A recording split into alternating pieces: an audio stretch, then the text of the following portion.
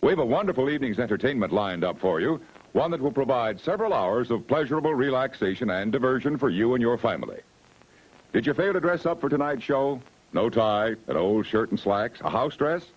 Well, don't give it a thought. We're glad you came as you are. We just want you to enjoy yourselves. Don't forget to visit our refreshment center during the intermission or any time. You love the tasty array of snacks we have to offer. So will the youngsters. Everything is quality and so good. We hope you'll make this a weekly visit. Bring the family. Bring your friends. There are always wonderful new pictures to see, delightful snacks to nibble, a gay, pleasant evening for all. Oh, a word of caution. Don't drive over 10 miles an hour in the theater area for your safety's sake. And Mom or Pop, go with the kids when they leave the car. We hope you have a wonderful time. Come back soon. Wouldn't some hot buttered popcorn hit the spot right now? Extra fluffy, extra big kernels of it pop to perfection. Then drenched with the golden goodness of pure sweet creamery butter. Can't you just taste it? We heat the container extra high, but you better buy 2 more for the rest of the family. Piping hot, golden buttered popcorn at the refreshment center right now.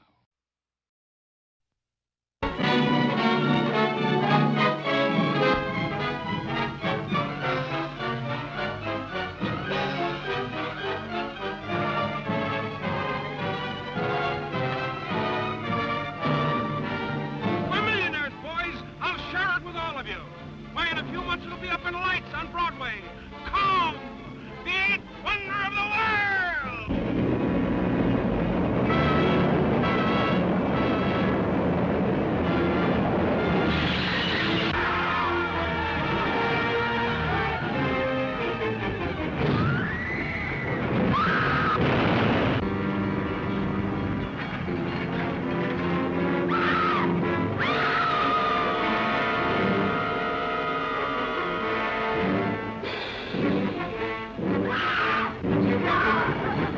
Wild, weird, wonderful, the stuff for which movies were made.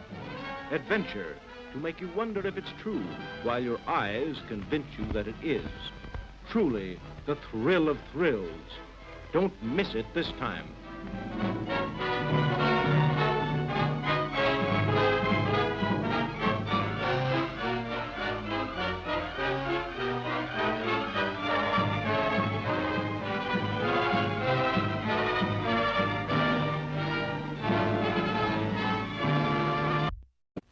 Suppose there's time? Sure, there's still time to visit our famed snack bar, where we offer a wide variety of good things to eat and drink to top off your evening. Want a suggestion? How about enjoying a treat we're famous for? A refreshing cup of smooth, chocolatey good Jubilee hot chocolate. Such a comforting, special kind of drink, and a favorite with folks of all ages. Hot chocolate goes down real easy this time of night, makes you feel warm and altogether wonderful. Bet you've never tasted hot chocolate quite as good as we make it. Enjoy a cup tonight.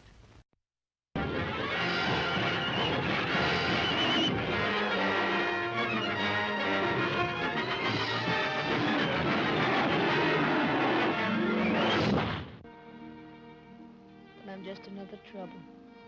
You told me not to come on the boat. Good night, kid. Good night. Ah, that's what everybody thinks who's never been there.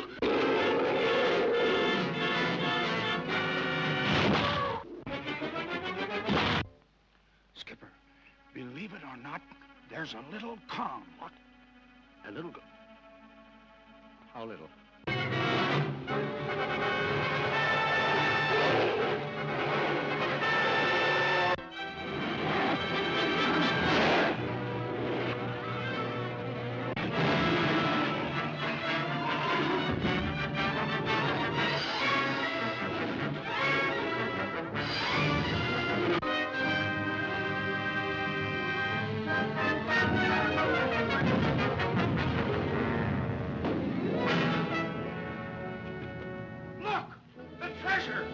treasure of the island.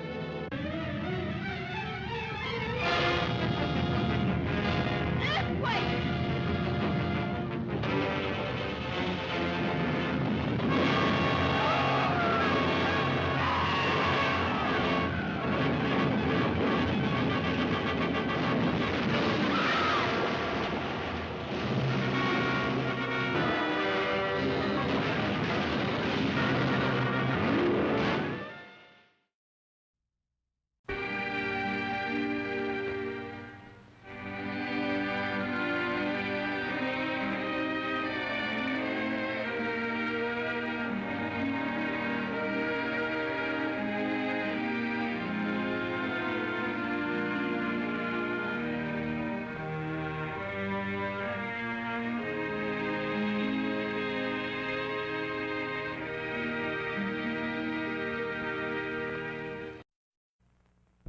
Hey, kids, how would you like to hear this on the screen instead of the great show you came to see? That's what you sound like. Honest. Please cooperate and do your part in keeping this theater quiet so everyone, including you, can enjoy it. Now remember, lots of adults and kids, too, paid admission to enjoy the show. We must insist on absolute quiet. Otherwise, we will be forced to evict all disturbance makers from the theater.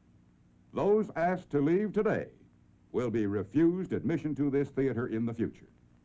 Thank you.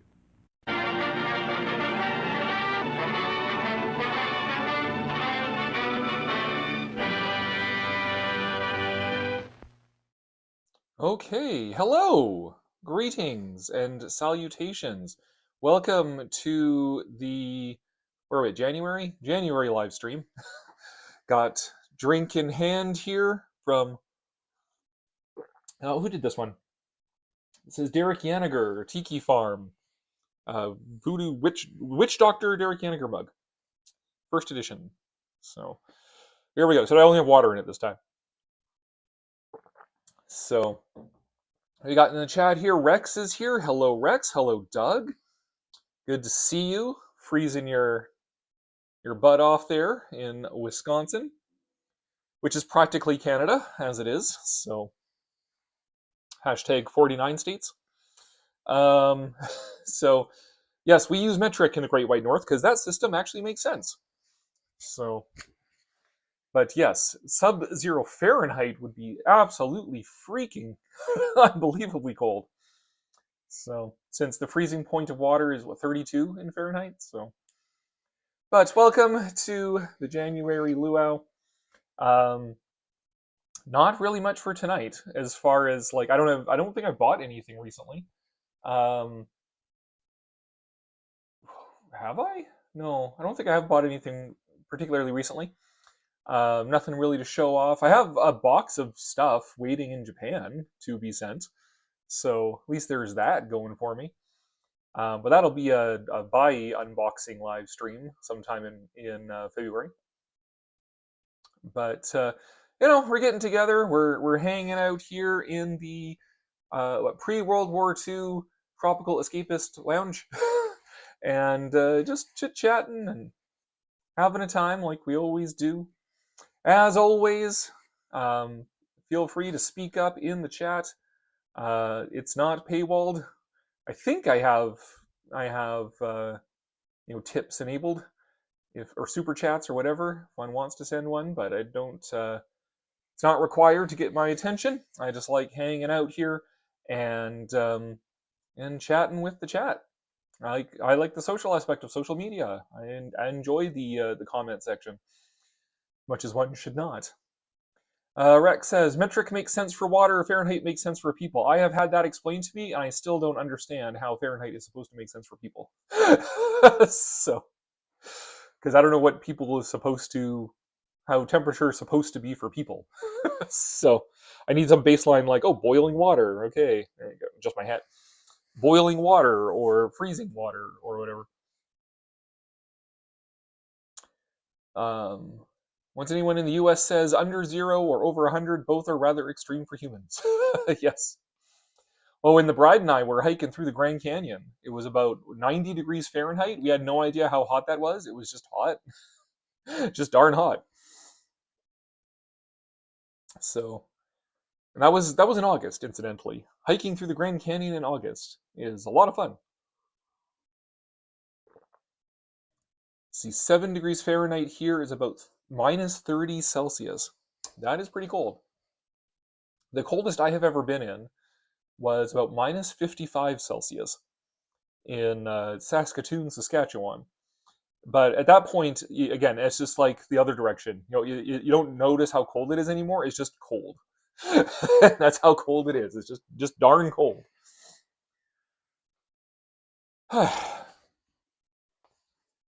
But there was new stuff to talk about, I suppose, in terms of what we've had some trailers recently. The He-Man trailer came out. There's like the Star Trek TV show that went nowhere because nobody watched it, including myself. So Very hard to talk about that. But just here to have a good time, hang out, talk monsters and whatever. Although my lips are terribly chapped, so hold on a second. I gotta go get some lip chappy stuff. Da-da-da-da. As you might have guessed from the slightly delayed beginning, I am running a little bit late today because I had work, and then we had to walk the dog, and then I had another work-related Microsoft Teams meeting. So my brain is slightly mush. So, but we made it. The bride fed me, so appreciate that. Managed to get on here. Who actually all is here? Oh, Martin's here. Hey, Martin. Welcome. Glad to have you. How's it going? Oh, it's going. You know, everyone panicking about modern politics and everything. But aside from the constant state of stress that engenders, doing okay. We're still settling into the house, getting used to having the dog. I don't know if she's upstairs or down here still. She might make an appearance at some point. We're getting used to the dog, getting used to trying to clean up this place and try to find a place for everything, our stuff and the stuff that was already here. But it's coming together. And also planning a trip to Japan. That is, I think I've mentioned that before. We're hoping November to be taking a trip to the land of the rising sun, where some of the highlights are going to be Godzilla Day on November 3rd. We're going to take in those festivities there in the shadow of the Tokyo Dome. And check out the Godzilla ride at Seibuen Amusement Park. Check out the Godzilla ride at Awaji Island. The various Godzilla stores and stuff. And sandwiched in between Tokyo and Osaka, spending about a week or so, a little bit more than a week, in Kyoto. Do the actual traditional Japanese culture stuff of sumo and geisha and temples and all that sort of stuff. Last time I went to Japan, I was only in Kyoto for 3 days, which is not long enough. Actually, technically 2 days. I spent most of one of those days at Nara. Excuse me. Oh my god. So really, it was technically only 2 days in Kyoto. So to be able to spend a week there, because Kyoto is a gorgeous city, absolutely stunningly beautiful city, and to be able to spend time there and visit the temples and the museums and the natural areas, and the traditional areas and whatnot. The railway museum they built up since the last time I was there. So that's sort of the light at the end of the tunnel in terms of current stress and work-related stuff and whatnot, is that in this is January, it's almost February, so in 10 months going to Japan. Let's see.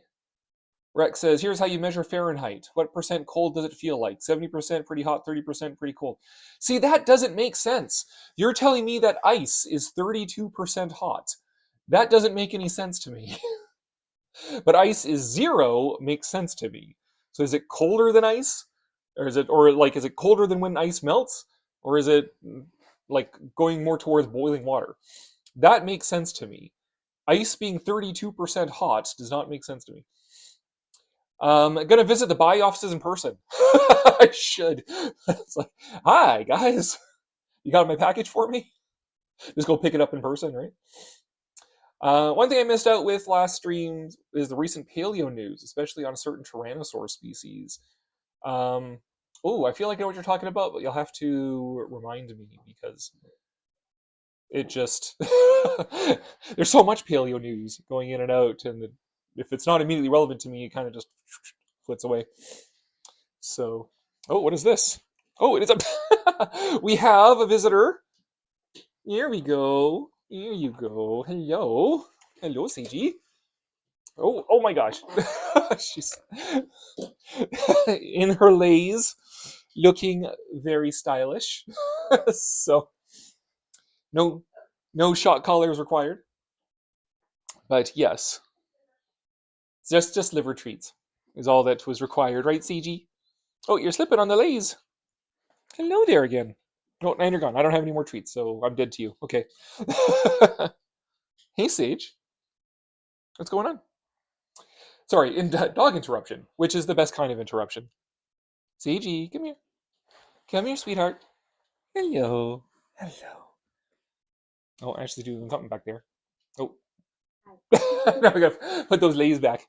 she's not. She's not accustomed to having to wear lays. Um, let's see. Rex says, your sneeze scared me so much I almost broke the Legos I'm working on. Sorry. I am a very loud sneezer. Yes. Actually, one of the benefits to living in a house now is for everybody else, because I am also a loud laugher and a loud sneezer. So it's good for everybody else that I isolated in an actual house. Martin would love to go to Japan. Yes, do it. Just do it. Just go. Japan is amazing. Same with Rex. Japan is one of the places I wanted to go to the most. I've always wanted to eat some soba. Yes. Oh.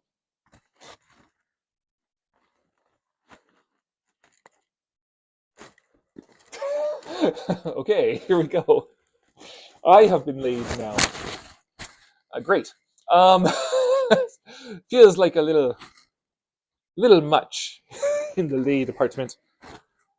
Maybe I'll just take a couple off. If I can get them off. Japan is amazing. Japan is stunning. Um, whether you can go all over the country or just parts of it, it is absolutely worth going to. My favorite parts of Japan from the first time I went, which was in 2009, so it was a little bit ago, but Nara was my single favorite day because Nara is it's just outside of Kyoto. It's about an hour train ride, and it has the Todaiji Temple, which has the world's largest Buddha, or is it the world's largest? Yeah, I think it's the world's largest Buddha inside the world's largest wooden structure. And but I mean that was impressive. Okay, I'll leave those one back. That was impressive, but the what I loved actually was Nara Park itself, because the park that temple is in is just this beautiful park. It has a lot of lovely old traditional buildings as part of the larger temple complex, and just beautiful nature. And that's where you have the Shika deer hanging out. And those are the famous deer of Nara that will bow and you feed them. Or if they're males, they will tug on your coat and ram you in the back of the leg to get food. So Nara was lovely. Kyoto was absolutely lovely. Tokyo, weirdly enough, I spent so much time in Tokyo that I actually got kind of a little bored.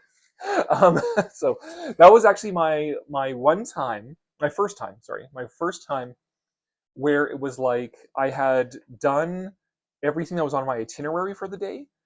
And because one thing I didn't realize about Japan and about Tokyo, I don't know if you guys can actually hear me very well through here. One thing I didn't realize about Japan is that everything is really close together. Like it's a small country, and so everything's really close together. So I'd look on a map, and it looks like Ueno and the Imperial Palace and Asakusa, whatever, are really far apart. They're like blocks and blocks and blocks apart. Oh no, they are super close together, and everything is super close together. Everything's super walkable, and so I could finish my day's itinerary in half a day. And so I had the whole experience of just I don't, what should I do for the rest of it? How about I just go back to Disneyland? And then I had that whoa, that's what it feels like. For my my friends who live in Los Angeles and stuff, where it's just they can just choose to go to Disneyland one day, just for the heck of it. It's oh my gosh, I can see why that would be an addictive feeling. that was fun to just yeah, I'm just going to go to Disneyland. Sure, why not? I have time. But Tokyo is definitely much more of the the futuristic side of Japan, right? There's definitely the traditional things in Tokyo, like Sakusa is sort of the the most traditional area, but it's sort of more like Showa, like early Showa era traditional, as opposed to like um, feudal Japan or like Meiji or Taisho era. Um, so like Victorian Japan, as opposed to whereas Tokyo is sort of like early mid-century Japan. Um, but you have like Akihabara, Odaiba, Shinjuku, all of these sort of very modern areas. So Tokyo is good for like the pop culture stuff, where Kyoto is more of the traditional culture stuff.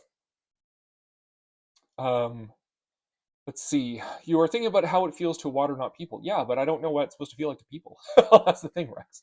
Whatever.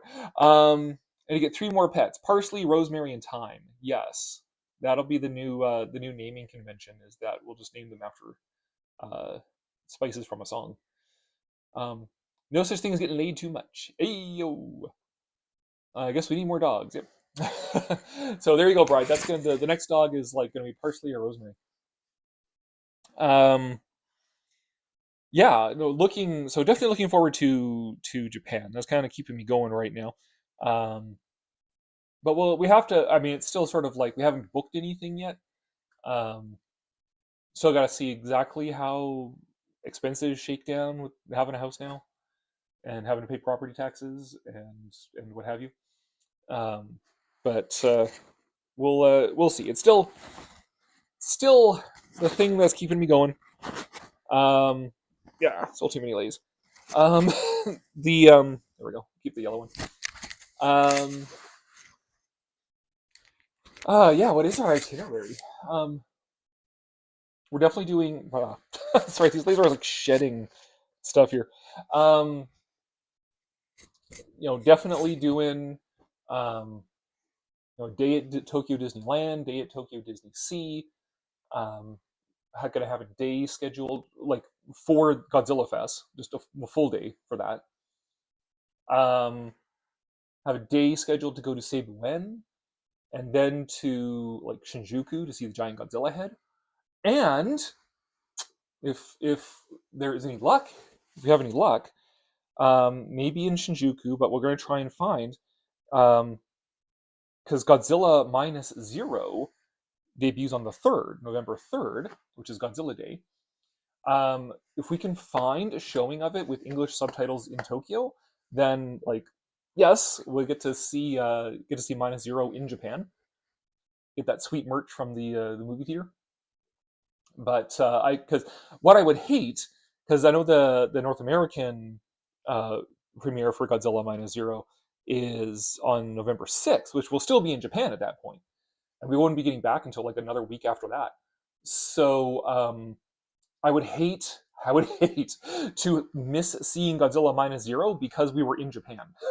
So hopefully, I think even if we don't find English subtitles, we might just see it in Japan without the subtitles anyways, just to say that we saw it. Which last time I was there, I actually saw the first Macross Frontier movie without subtitles. I was able to follow the story along because it was just an adaptation of the TV series, which I had already seen. But I just wanted to go to have the experience of seeing a movie in Japan, even if I couldn't really understand what was going on. Minus Zero would be a little bit different because it's not based on a series, right? But yeah, want to be able to see Minus Zero. So ideally, the ideal day would be to do Cebu in the morning, go on the Godzilla ride, go see the giant Godzilla head in Shinjuku, and see Minus Zero. Go to the Godzilla store, go see Minus Zero. And a couple days of sightseeing in Tokyo, Asakusa, Odaiba, Akihabara, etc. The bride wants to go check out the flea markets in Tokyo, which I'm for as well because I will be keeping an eye out for some of the King Kong merch, vintage King Kong merch from Japan, which is what I've been buying on Bai. Gonna Kyoto and do the traditional things, and then sort of the last day would be we begin with Godzilla and end with Godzilla. So the last day would be Awaji Island, and go the Godzilla zip line and stuff on that, and then fly out of Osaka back to Canada. So I love planning. I love planning vacations. if I if the career as a tour guide in museums and heritage didn't work out for me, being like a trip planner would be like the next best thing probably. But let's see here. Um, what's the most exotic animal you would own as a pet? Personally, either a condor or a swell shark. I'm not really for owning exotics because I worked in a zoo, and that was always something we warned about in our interpretive programming is the challenges that come with exotic pets that people aren't really prepared for, like how a tortoise will outlive you. So you need to like know who's going to inherit this tortoise. Stuff like that. So, I mean, my most exotic thing I would own, um, like I don't know, exotic fish, like tropical reef aquarium. I've had the idea if I was ever able to uh, start up like an Earth Science Learning Center museum space kind of thing of having an aquarium with the same sort of fish and stuff that we had here, like in the age of dinosaurs, like 70 million years ago. So like gar, sturgeon, small rays, things like that. Um, to have an aquarium simulating, an ancient river here 70 million years ago. So it's not really exotic as such, but it'd be a neat project to do. Hey, now Matic Studios, welcome to the live stream. Also got Roman here. Have you gotten a chance to see Zootopia yet? It's made so far. It's made more money than Avatar. I'm not surprised. Avatar is such a baffling movie series to me. Like I get okay, the first one making a crap ton of money because it's the novelty of being all CGI and being in 3D and all that sort of stuff. But like it has no like cultural um uh weight to it. Like nobody talks about Avatar. They only talk about Avatar to talk about how nobody talks about Avatar. like no like people love Star Wars and Star Trek enough to complain about them. Um, Aliens, Predator, sure, people talk about those. Nobody talks about Avatar. I have never met like an Avatar fan. Um, Yet these movies make crap tons of money. So it's so baffling, but it's gonna be diminishing returns. By the time we get to like Avatar 6, 7, 8, whatever, it's gonna be making like they're gonna have to be B movies, not making any money. But also, I have not seen Zootopia 2. I saw Zootopia 1. I was like, okay.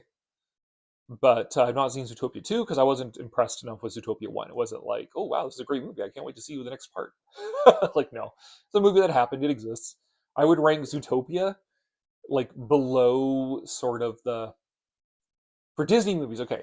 Like, my favorite movie of all time is Fantasia. So that's like the top tier. That's like S tier. Snow White and the Seven Dwarfs, we might put in S tier as well. A tier would be stuff like um, Cinderella, Peter Pan, Alice in Wonderland, Pinocchio, um, uh, like those real like those ones, right? The classic ones. B tier would be sort of some of the slightly lesser ones. So your Winnie the Pooh and Bambi and Lady and the Tramp, stuff like that. Then your C tier would be stuff like Jungle Book, Rescuers, Great Mouse Detective, and that one I would put like Frozen, and then I think Zootopia is like the next tier down from that even.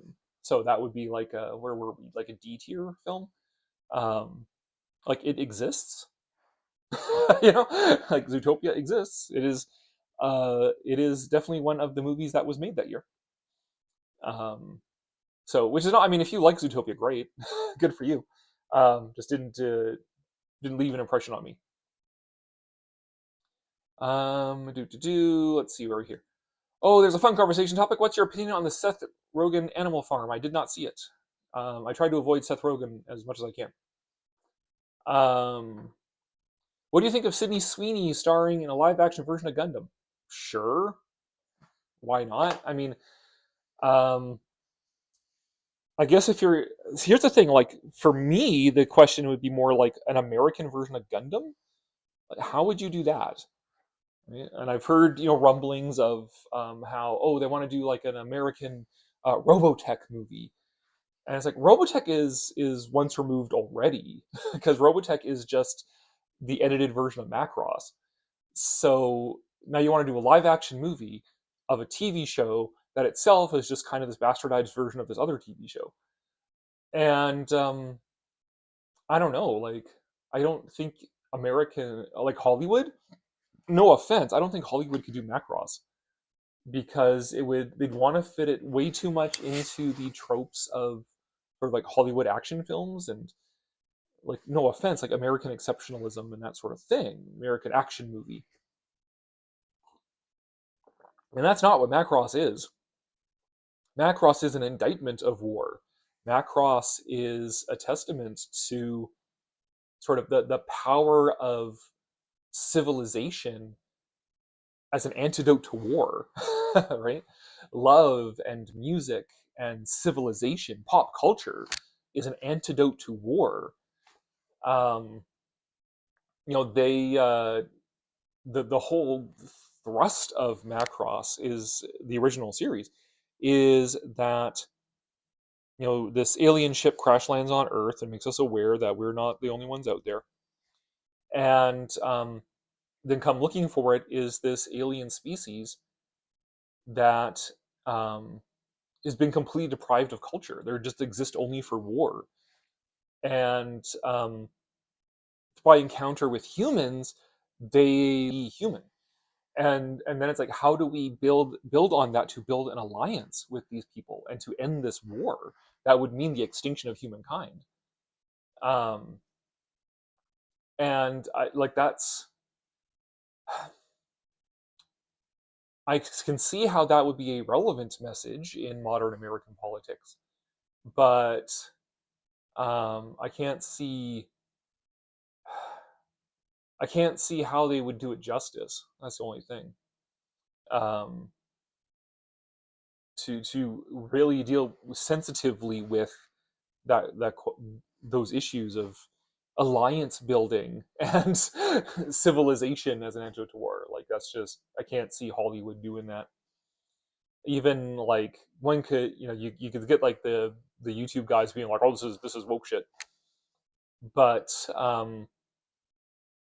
uh even like the woke shit stuff doesn't do that. It's still like American exceptionalist. Like Americans will rescue the world and tell us rest of us what to think. Um, that's not what Macross is about. Macross is from the perspective of a middle power. Um, Macross, the military in it is the SDF, right? So unless you have come into it with that approach and that understanding, you're not going to do it justice. It's like the same thing as the difference between Beast from 20,000 Fathoms and Gojira, right? Beast from 20,000 Fathoms, great effects, but it's like superficially preachy movie, whereas Gojira is like a deeply, deeply profound movie because it's from the victims of the atomic bomb, not the people who dropped it. So, anyways, so that's my opinion on Sydney Sweeney and Gundam. It's just like, why would there be an American Gundam movie?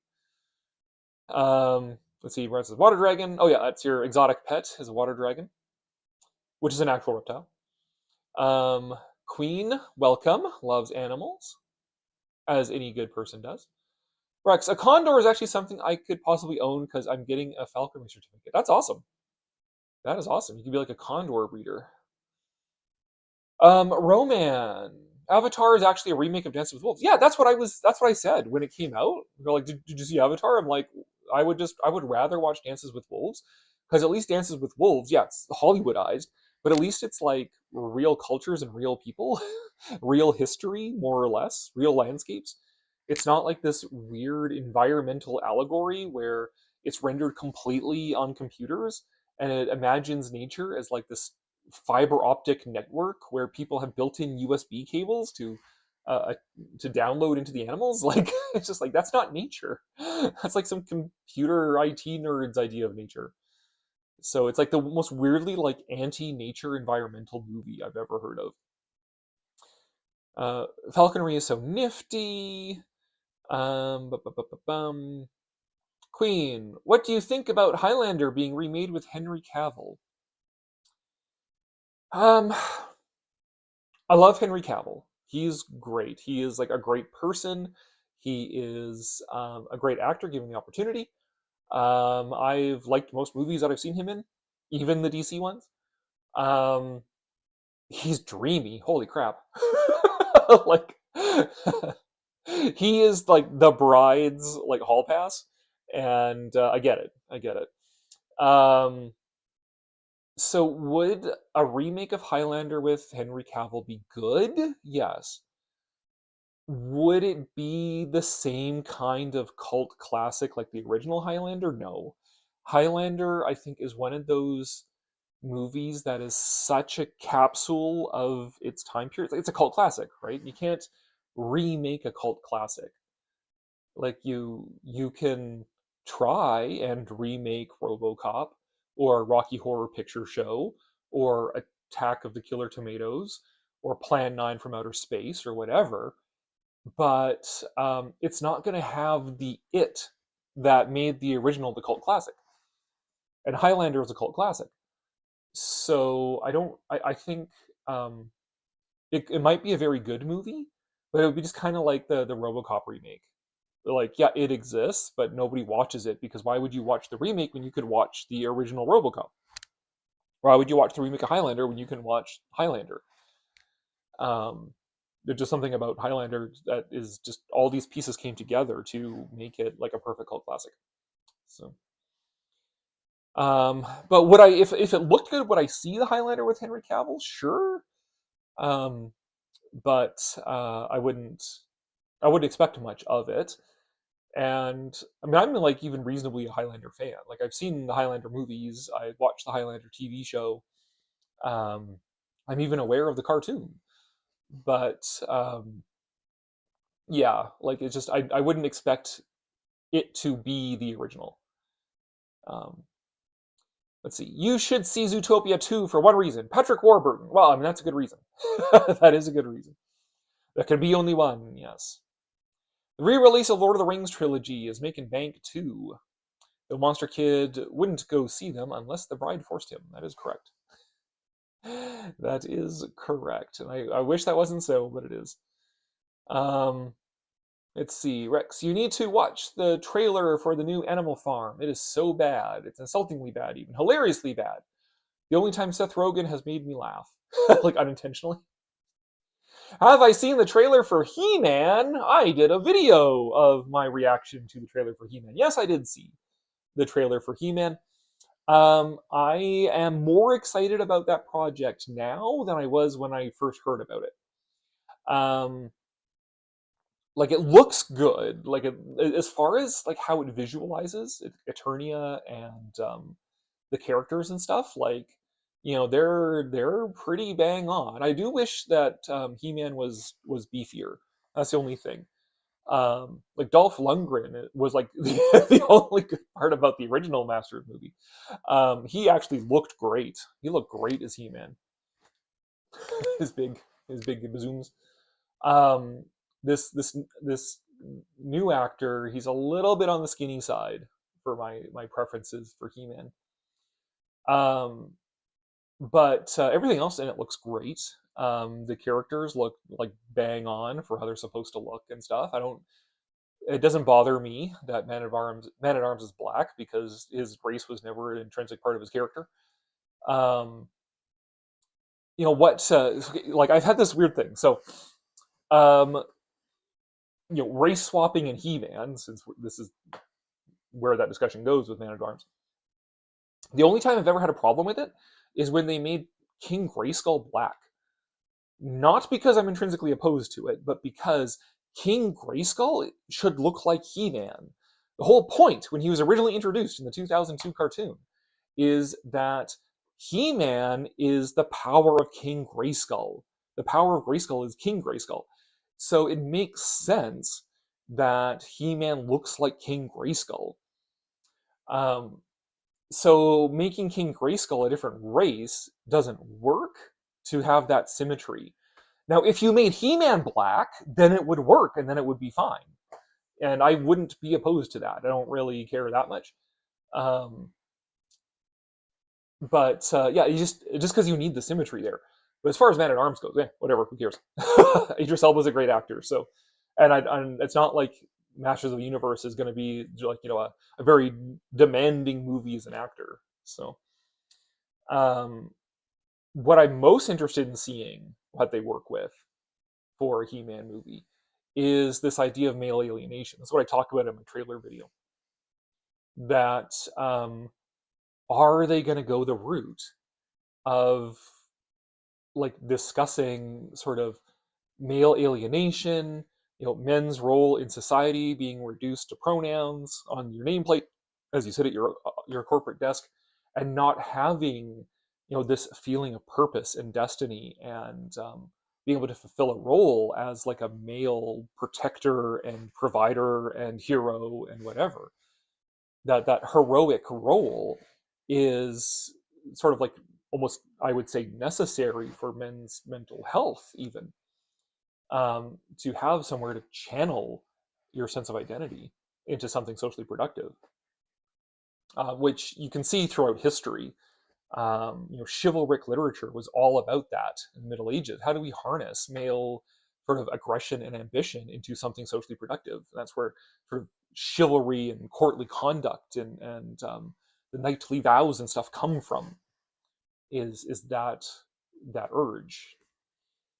So I'm curious to see if He-Man addresses that with sort of Adam Glenn stuck in his ho hum crap life on Earth, wanting to escape and go to a place where he can become a hero and fulfill that sense of destiny and purpose and that sort of thing, which would then make the Masters of the Universe movie like the male version of the Barbie movie, right? Barbie became a feminist movie. Would He-Man become a meninist movie in a positive way, not like red pill bullshit manosphere stuff, because that is toxic and damaging. But addressing the problems of male alienation in a healthy way. I don't know. Which would then harken back to what the original toy line was for too, right? Like that's what all these toys I grew up with were was sort of like boys, sort of uh, role models, and what's the word I'm looking for? Oh, I've used it before. Aspirational. There we go. These aspirational models for little boys, Optimus Prime and Duke and He-Man and stuff like that. Will the movie be that intelligent? I don't know. Here's hoping. But I'm definitely more excited about it now than I was when I first heard about it, where it's like, oh, great, modern Hollywood's going to do a He-Man movie. Whoop-de-doo. Oh, He-Man's on Earth because we want to see He-Man on Earth and not in Eternia, right? But I'm more excited now than I was when it was first announced. So here's hoping. Rex said Hollywood already made a live-action Gundam. It's called G Savior, and they almost forgot about the robots. Oh my god. The robots are the best part of Gundam, right? It's actually made in Canada. Oh, well, I disavow. Hello again, Sage. Welcome back. Let's see. Where were we? GC for sure in Canada. It would depend on the director. Avatar isn't Dances with Wolves, it's Ferngully. I've heard that as well, yes.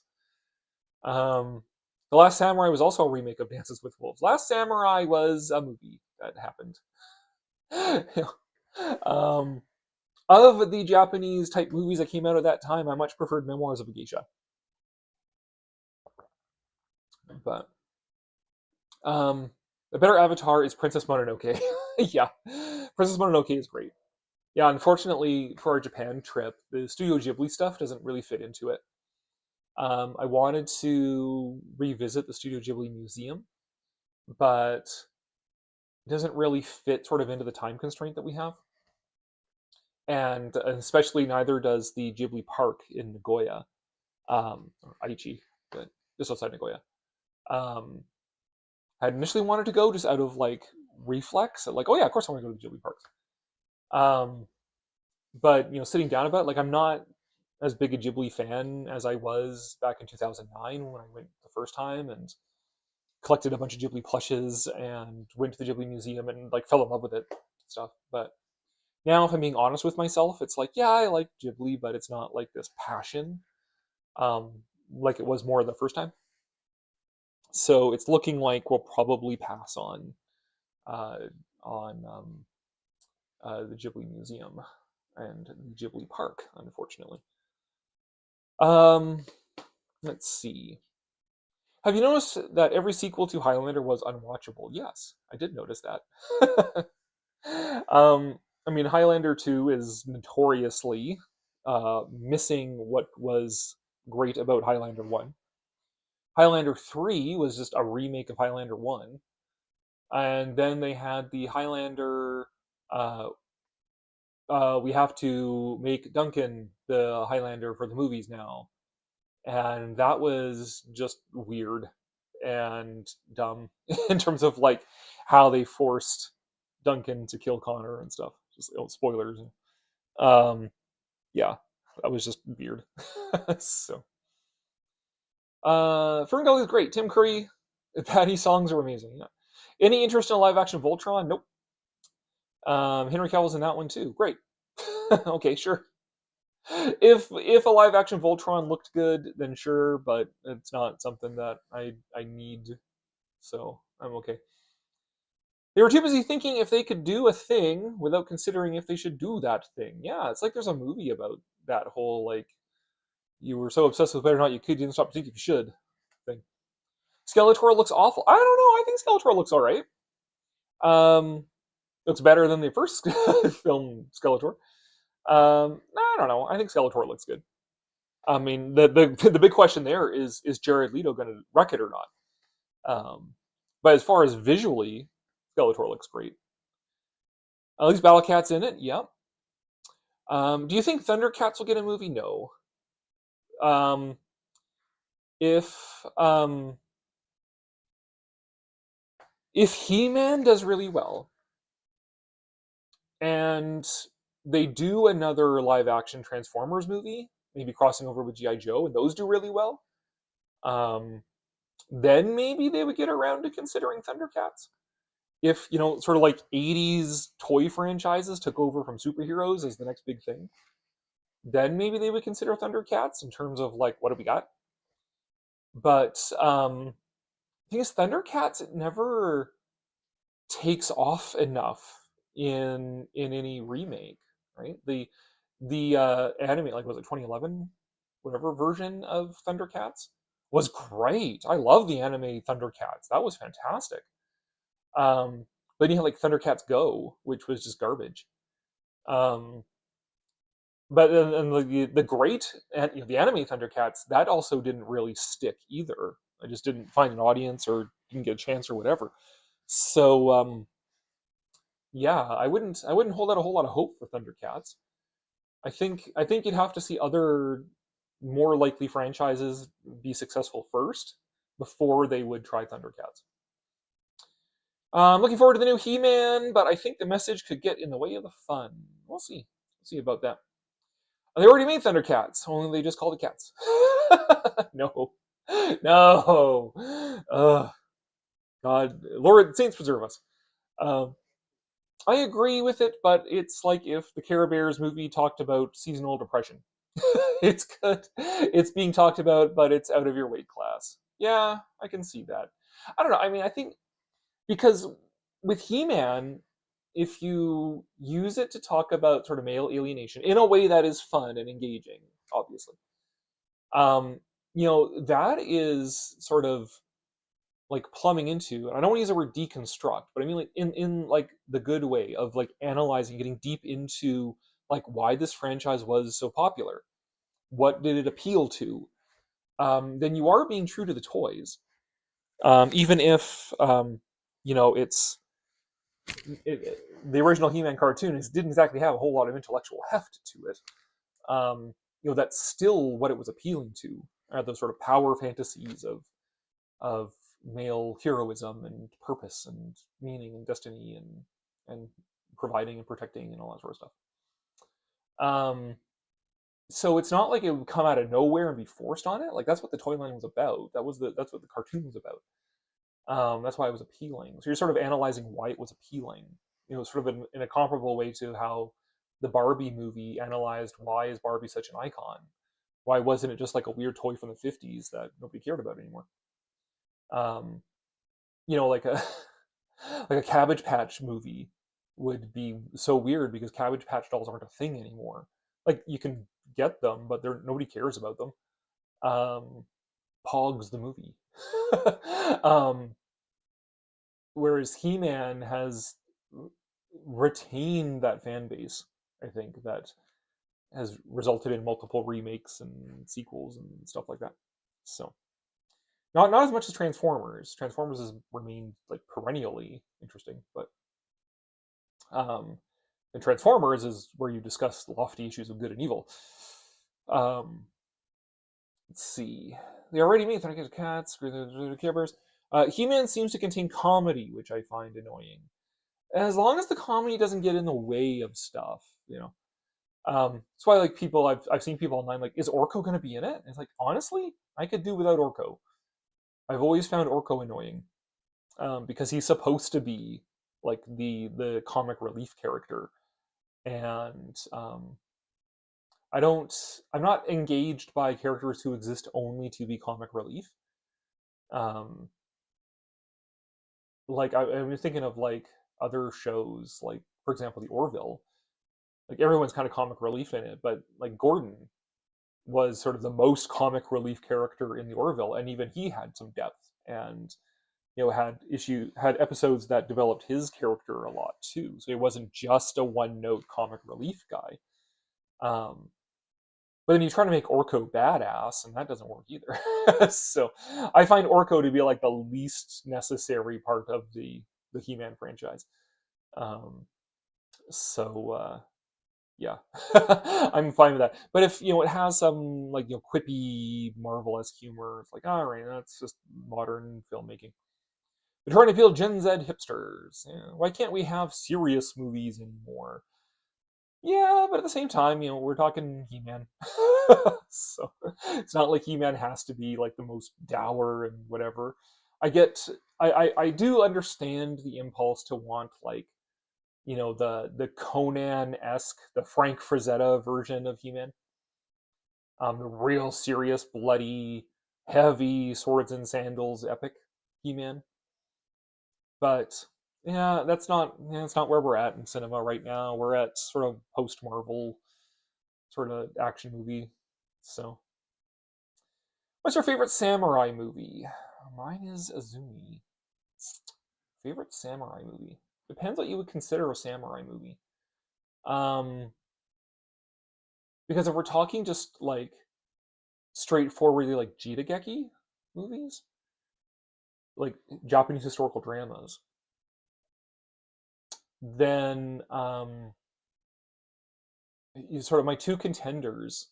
Well, I guess my biggest one would be Yotsuya Kaiden, which has had multiple film versions. 1959 is sort of the best one, but that's like a horror movie, right? It's the story of a samurai who orchestrates the murder of his wife so that he can marry up, but then she comes back for revenge. So there is a samurai in it, and it does deal with samurai stuff, and it has traditionally been folded into the broader story of the 47 Ronin. So I say, like, as far as like the movies or stories with a samurai in it, I would say Yotsuya Kaiden. Daimajin, as like kaiju meets Jitageki, is another favorite. But if you wanted to force me into like straight samurai movie, straight Jitageki, no fantasy elements to it, then I guess I would be boring and say Seven Samurai. That's sort of the archetypal one. Chushingara is 47 Ronin, but again, which version I wouldn't be able to really tell you. There's lots of different versions of it. Yeah, yeah, it's kind of boring answer, but give the boring, mundane, normie answer of Seven Samurai, I guess. If we don't count Yotsuya Kaiden. So, but I am working on a video on Toho's Birth of Japan movie, which isn't samurai, but it is a Jitageki mostly, um, about sort of the birth of Japan. Well, obviously is what the title is, but sort of like Japan's founding as a nation, but like in the same way that like biblical stories and sword and sandals epics are like foundational mythology. Um, Same way that Birth of Japan is like this foundational mythology for the nation to re-examine itself in the post World War II milieu. But I am working on that video. So, um, not to insult the Lord of the Rings movies, I really do love them, even though I agree Jackson did go overboard a bit during the third film and his Kong remake and a lot in the Hobbit trilogy. Well, nobody likes the Hobbit trilogy anyways, so that's fine. Nobody cares about that. Azumi was made by the same director of Godzilla Final Wars. Nice. Kind of like Highlander 2. I kind of like Highlander 2. That's fair enough. I'll give them credit for Highlander 2. They were trying to do something more ambitious than just Highlander again. Because Highlander, well, they solved it. The Gathering happened, and Connor McLeod won. So where do you do after that? So I do give them credit for trying something ambitious, even if it didn't quite work. Do you think you will go to the Ishimori Manga Museum? I heard a lot of cool stuff about it. I will probably not. I'm not like a big manga reader.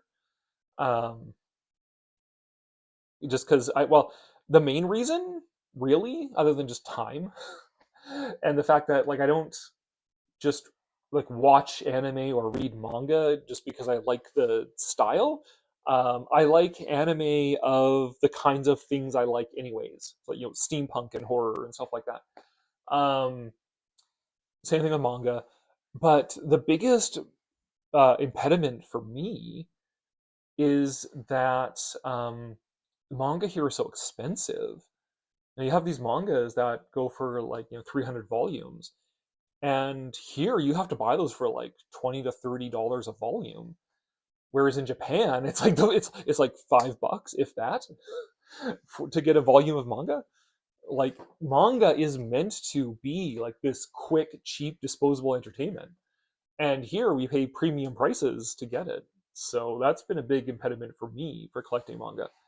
Um, so no, the manga museum is probably not on my list of things to do in Japan. Live action Voltron just Super Sentai? Yeah, pretty much. I remember they brought Sean Connery back for Highlander 2, correct? I just hope they keep Skeletor's OG voice. Yeah, well, we'll have to hear how Jared Leto speaks. But what I hope is that their portrayal of Skeletor is more informed by the 2002 version. Because 2002 Skeletor is like dangerous. He's actually a competent villain. And I like competent villains. So that's what I'm hoping. Let's see. Doug's favorite samurai film is Seven Samurai, though Hidden Fortress is a close second. Yep. I mean, basically, anything by Kurosawa would be a favorite samurai movie, right? Let's see. Roman, I've always wanted to see see Mask into a movie. Yeah, that that could work if the next Transformers and GI Joe movies work. Um, they are bringing Mask back in the Energon universe. They've introduced Matt Tracker and Venom into the Skybound Transformers GI Joe, the Energon universe comics. So Mask is probably going to be the next Energon universe comic. And I've thought, since Hasbro bought Mask, that it would actually make sense that like Mask is like this um, special projects sort of department of GI Joe, where they apply Cybertronian technology to make these like transforming vehicles and stuff like that. Um, like Mask perfectly fits into that world. So, but I think we'd have to see like successful Transformers and GI Joe movies first before they get to Mask. Their cover was that they were gas station attendants. Yeah, that's their base, right? Martin, I thought the director of Godzilla vs. Kong and Godzilla X Kong and the New Empire was working on a Thundercats movie. I have not heard that. That's Adam Wingard. I have not heard that, so I can't say either way. We need a Bionic 6 film. I had no idea Bionic 6 was actually supposed to be like a spin-off of the $6 Million Man and the Bionic Woman. I had no idea about that until I was like an adult watching, what's it, like Toy Galaxy about it. I'm surprised the GoBots weren't turned into a movie. There was a GoBots movie. There's actually a couple of GoBots movies. Challenge of the GoBots and the Rock Lords had movies of that. But now GoBots is owned by Hasbro because they got it when they bought Tonka. So GoBots is just sort of a like a little sort of subline of Transformers now, and they bring the occasional GoBots character into the Transformers. So like there's Crasher. They brought her into Transformers. Um, the thing with the GoBots though is that like Hasbro owns the characters but not the likeness, because the likeness. So like that robot that is Psykill, that robot that is Leader One, they are actually the Machine Robo toys in Japan. And so Hasbro doesn't own those, so they can't do just like a straight Leader One. They can't just do a straight Psykill.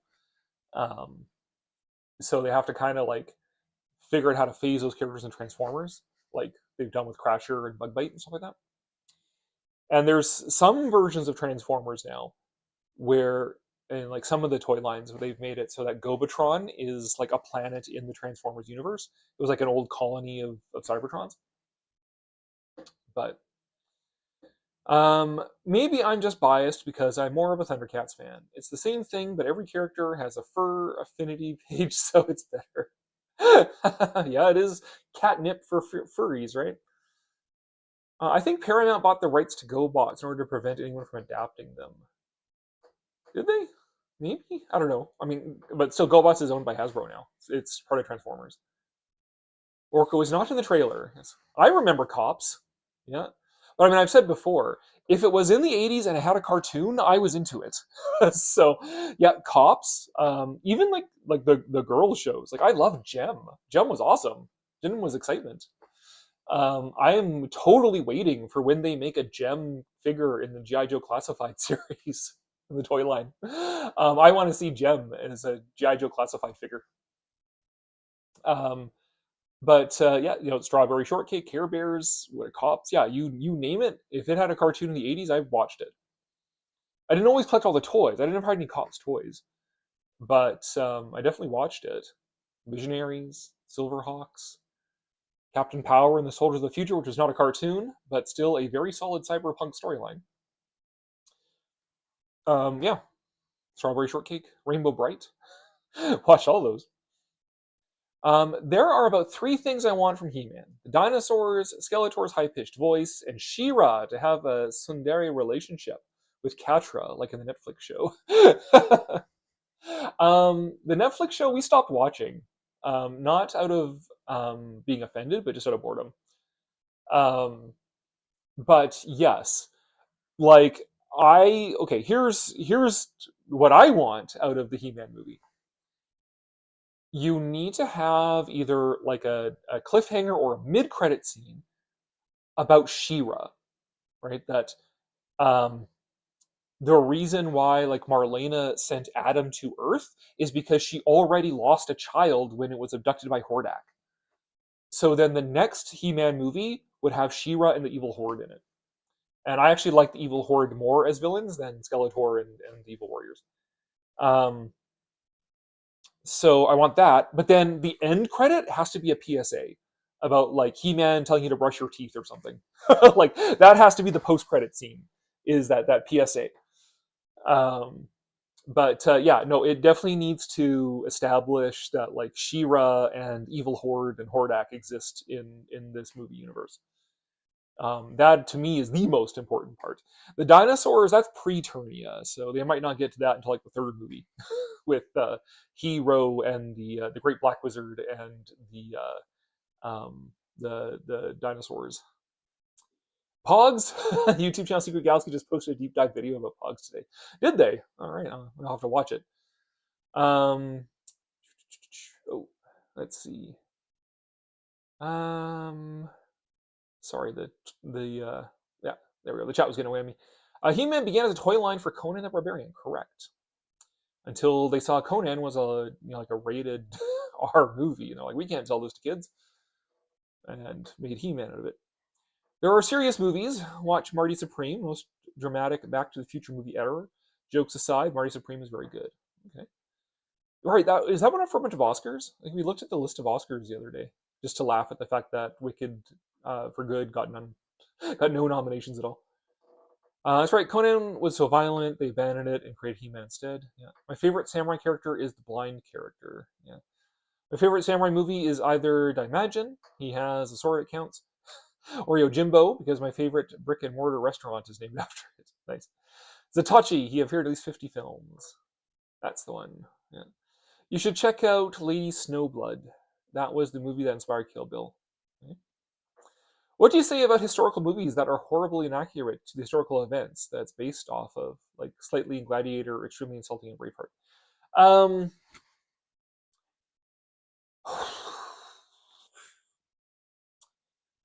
See, the thing is, like, I can compartmentalize the difference between the actual historical story and what is this movie trying to say, right? I mean, like Braveheart, it might as well have just been fictional at that point.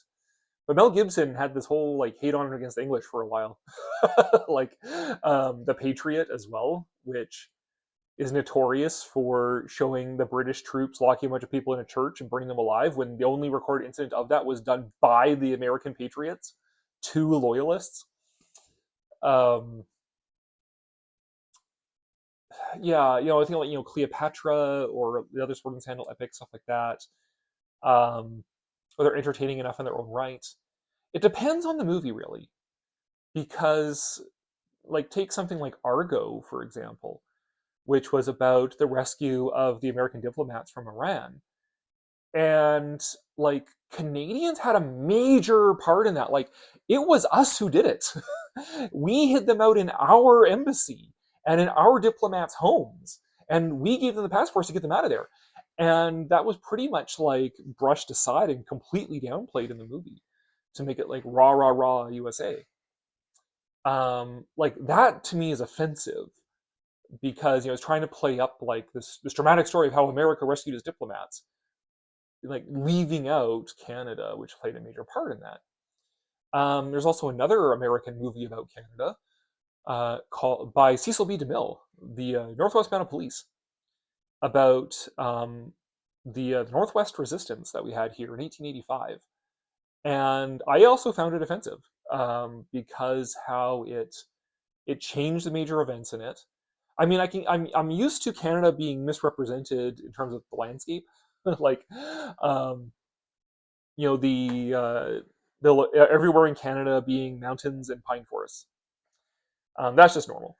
But the big hero of this of the forces of law and order was this American sheriff. Like, what? Get out of here! Get the f out of here!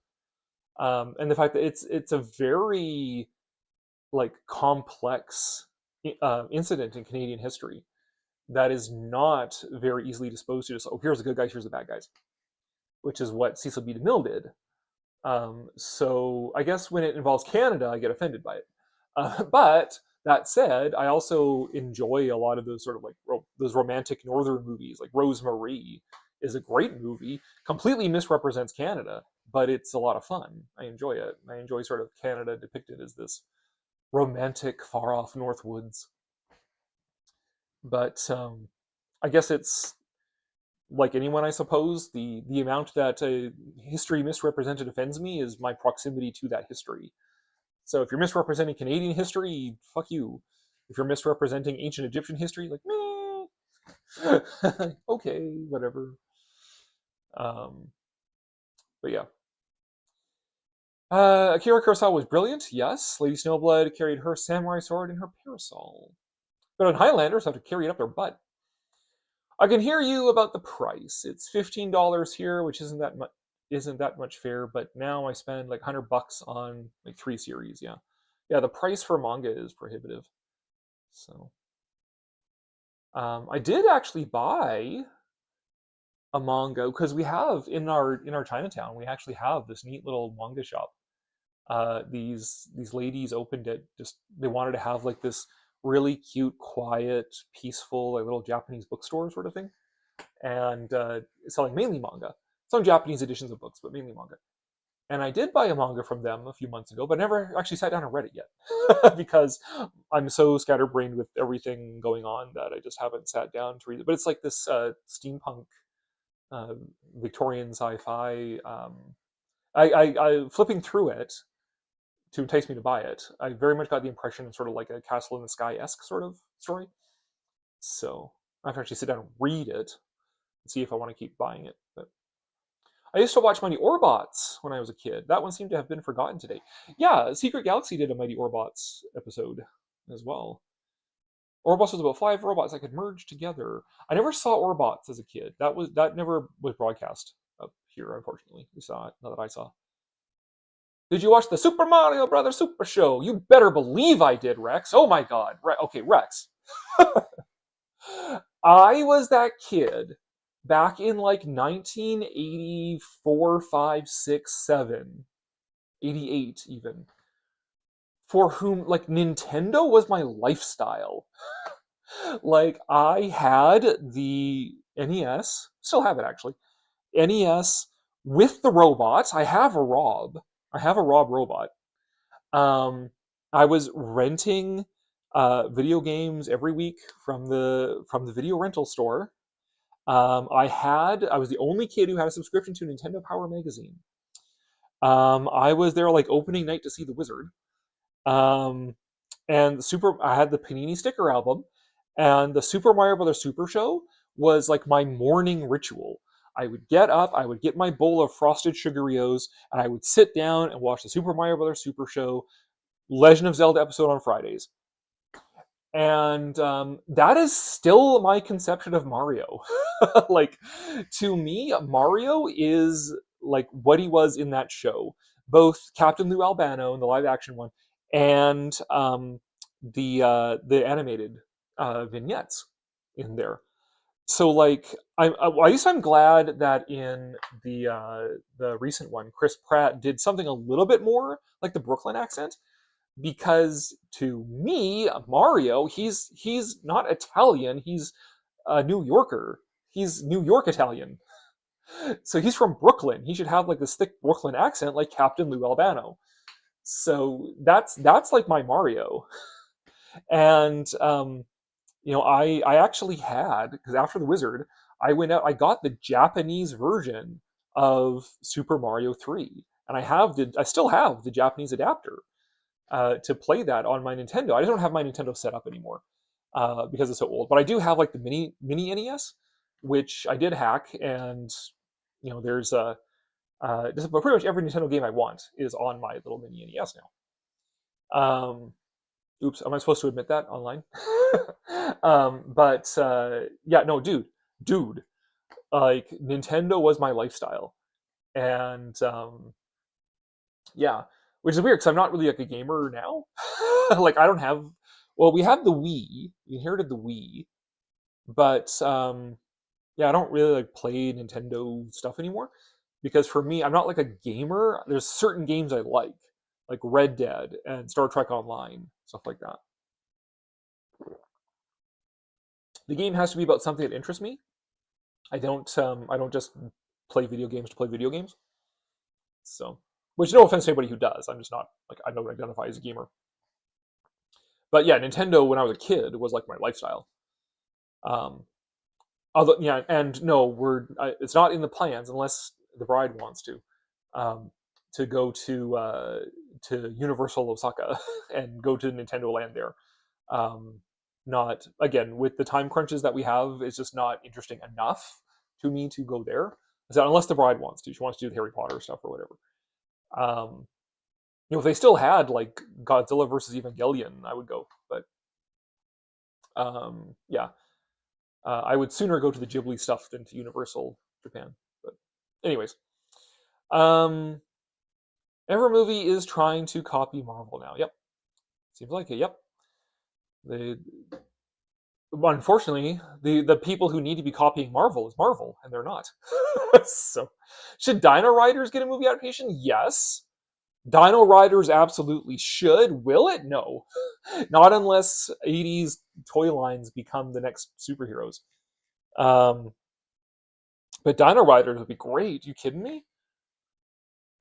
It's like taking like the Jurassic movies, and giving them like a kick-ass like sci-fi thing. Yeah. Party Supreme is nominated for Best Picture, which makes it as good as F1 with Brad Pitt.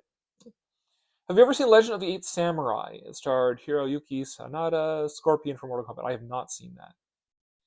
100% yes, we need a Dino Riders movie more than Oxygen. Yes. Well, I mean, Rex, for you, that's just more of a issue of finding work, right? Um, It was too violent to get action figures, but Alien, Predator, and Terminator and the Toxic Avenger was okay. I know, right?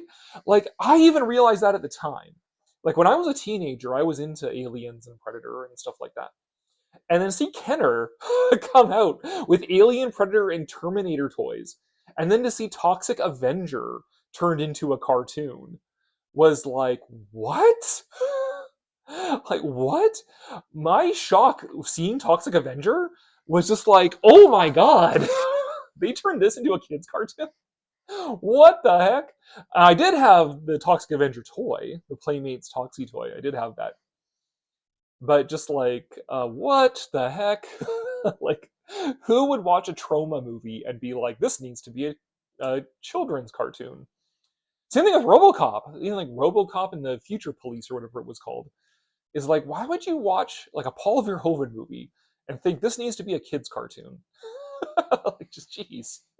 Like, I'm still traumatized by stuff from RoboCop. But yeah, Conan. I mean, in retrospect, yeah, like Conan is nothing compared to stuff they did make kids' toy lines out of, like Alien and Predator. But yeah, in 83, 84, that was a little too much. Someone should do a remake of Dudley Do Right. Someone should not do that. That's where you get that, like,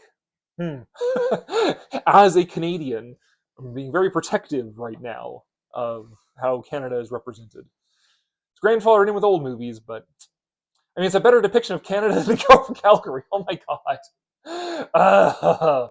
Girl from Calgary. No. They did do one with Brendan Fraser, correct. Dudley Do Right actually played by a Canadian, so that was good. Mighty Orbots had really good animation that was done in Japan. Yes.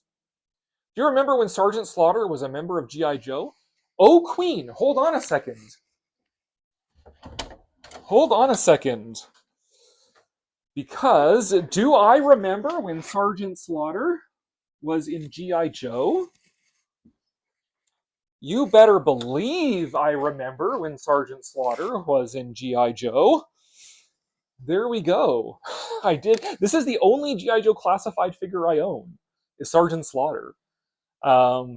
Which I did a video about that nobody watched. But I got him because both G.I. Joe and because I was a fan of wrestling in the 80s. I mean, I still am a fan of wrestling now.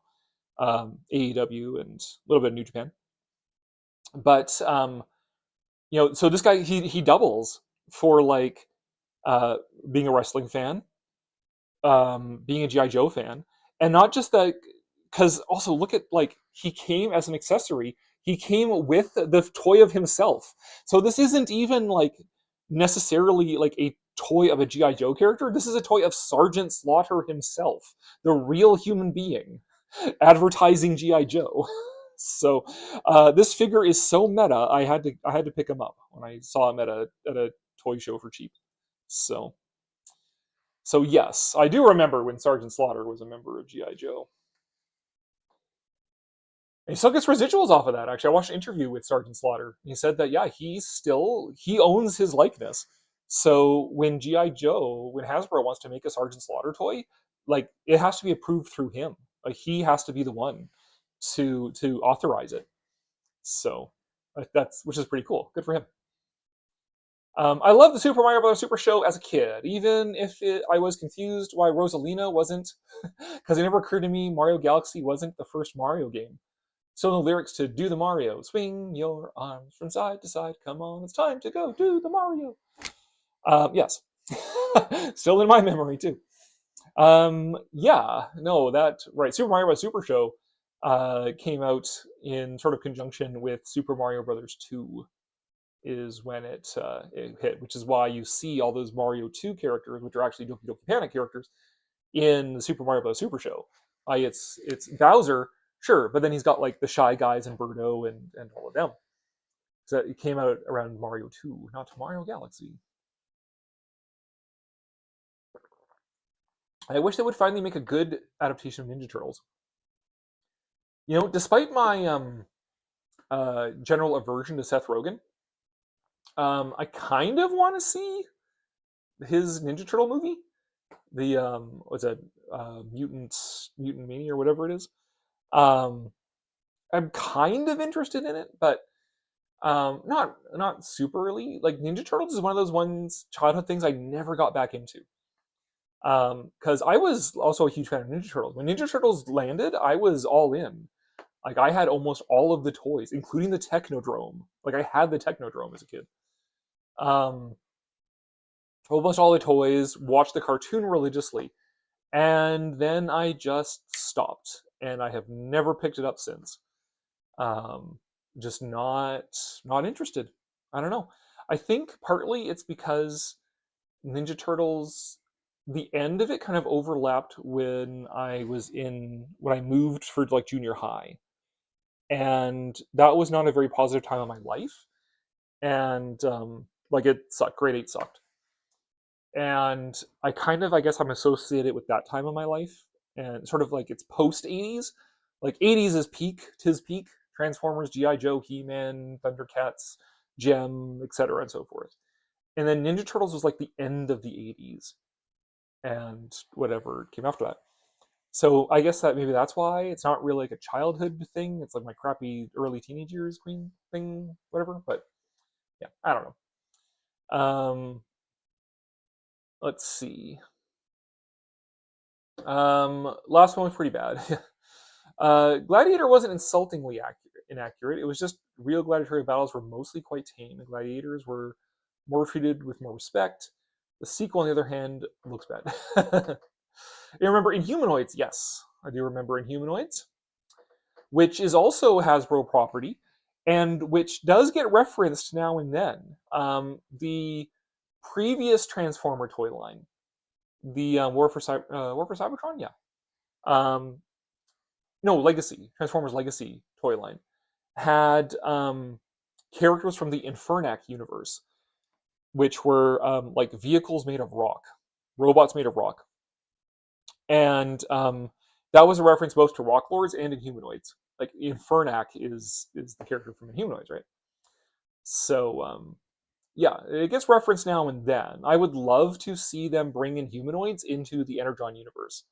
Like, what else is lurking down there besides Cobra Law? You know. So, RoboCop had 2 cartoons. Bravestar would be an interesting choice. Yeah, Sergeant Slaughter was in the GI Joe movie, correct? Sergeant Slaughter used to quote Patton. Yep. Yeah, Sergeant Slaughter is an interesting guy. I have heard like some military people like love him because he's sort of what inspired them to get to the military. Other military people are like Sergeant Slaughter is stolen valor. So, or you can go either way. But for me, he was a iconic childhood wrestler. I wouldn't mind a movie based on Mega Man. I would like to see an anime based on Mega Man. A Hollywood live action movie, no thanks. Yeah, I may be a little bit biased when it comes to Dino Riders movie. Now that Fang isn't in Primal, I need another way to get money. Unfortunately, people don't want a giant T-Rex walking their dogs. That is a problem. I didn't like Mutant Mayhem. That's the one I was talking about. Yeah. Fell asleep on it. Oh no, that bad. I wish that Dungeons and Dragons had been based on the cartoon instead of whatever it was they went with. Dungeons and Dragons is so hard to do because it's a role-playing game. Like, it's not a story, it's a game you play. And with characters you make up. I think the best they could do if they wanted to actually take a Dungeons and Dragons like movie seriously is just adapt Dragonlance, like the Dragonlance Chronicles and stuff. Um, adapt that. Like the Dragonlance Chronicles are considered like a classic of just fantasy literature in general. So like a low key classic, not Lord of the Rings classic, but a low key classic. Um, adapt those books, right? Um, and you might just have to go with some of the particular settings rather than just like the generic, Tolkien knockoff setting. So like you could do a really good Ravenloft movie from Vampire the Mist. The only thing is that there is a very central twist that you wouldn't be able to do in film because it relies on the fact that these are characters in a book and you don't know what they look like. But um yeah, I mean, Vampire the Mist is a great book. Dragonlance Chronicles are great books. So if they base the movies on the books, they might get somewhere. But Wizards of the Coast is run by incompetence, and they are bound and determined to wreck Dungeons and Dragons. So okay, whatever. They've turned Dungeons and Dragons into like a lifestyle brand as opposed to like a game anymore. Mutant Mayhem was actually pretty good. The best I could describe it as a Goonies meets Spider Verse. Okay. They went with a deadbeat dad story, Queen. Mega Man is more of a video game property. Yeah, like you could do Mega Man as like an anime because I mean Dragon Ball is essentially like a fighting game. It's just in anime form. So like Mega Man you could use an anime. Like no problem. I couldn't and wouldn't want to see it as a Hollywood live action movie. Currently, the best adaptation of D&D we'll ever get is the Mighty Nine and Vox Machina. Well, isn't the best Dungeons and Dragons adaptation Lord of the Rings? It's funny how toy characters are classic now. I know, right? So I was thinking about. I've thought about this with He-Man a lot. Transformers makes sense. It's a pretty original concept. I mean, the roots of it. Oh, it's good guys versus bad guys. That's not that original, but um, it's like, okay, there's these robots from this far off planet who crash land on Earth and are carrying on their war on our soil, and these robots can transform into Earth vehicles. Um, that, yeah, it's a stupid toy line for kids, but at least there's sort of like this really interesting concept in there. G.I. Joe is like a military movie for kids. And um, but you can kind of see where it comes from, right? You have sort of the military heroism, whatever, military propaganda. You've got these big, colorful villains. You've got kind of these larger-than-life military characters. It kind of makes sense. And you get to He-Man, and it's like this, yeah, sort of like weird, sort of shallow fantasy for children. um, it's not Tolkien. It's not Howard, even. It's just like sort of, yeah, this very sort of superficial, um, good guy He-Man versus bad guy Skeletor. The bad guys look ugly. The good guys are either really good looking or they're just sort of like these like fun psychic characters. And they have these tidy little plots, and it wraps up with a PSA. It's not like Lord of the Rings depth or anything, but that's what that was high fantasy for kids of my generation. Like kids of my generation weren't reading Lord of the Rings; we were watching He-Man. So that was the exposure to like that kind of setting, um, that kind of genre, like the fantasy genre. Um, and now that like my generation, we're in our 40s and pushing the 50s here. Um, that's that stuff gets implanted in our memories is like this is classic stuff now, right? Transformers is 40 years old. He-Man is 40 years old. Like that's getting up there, you know.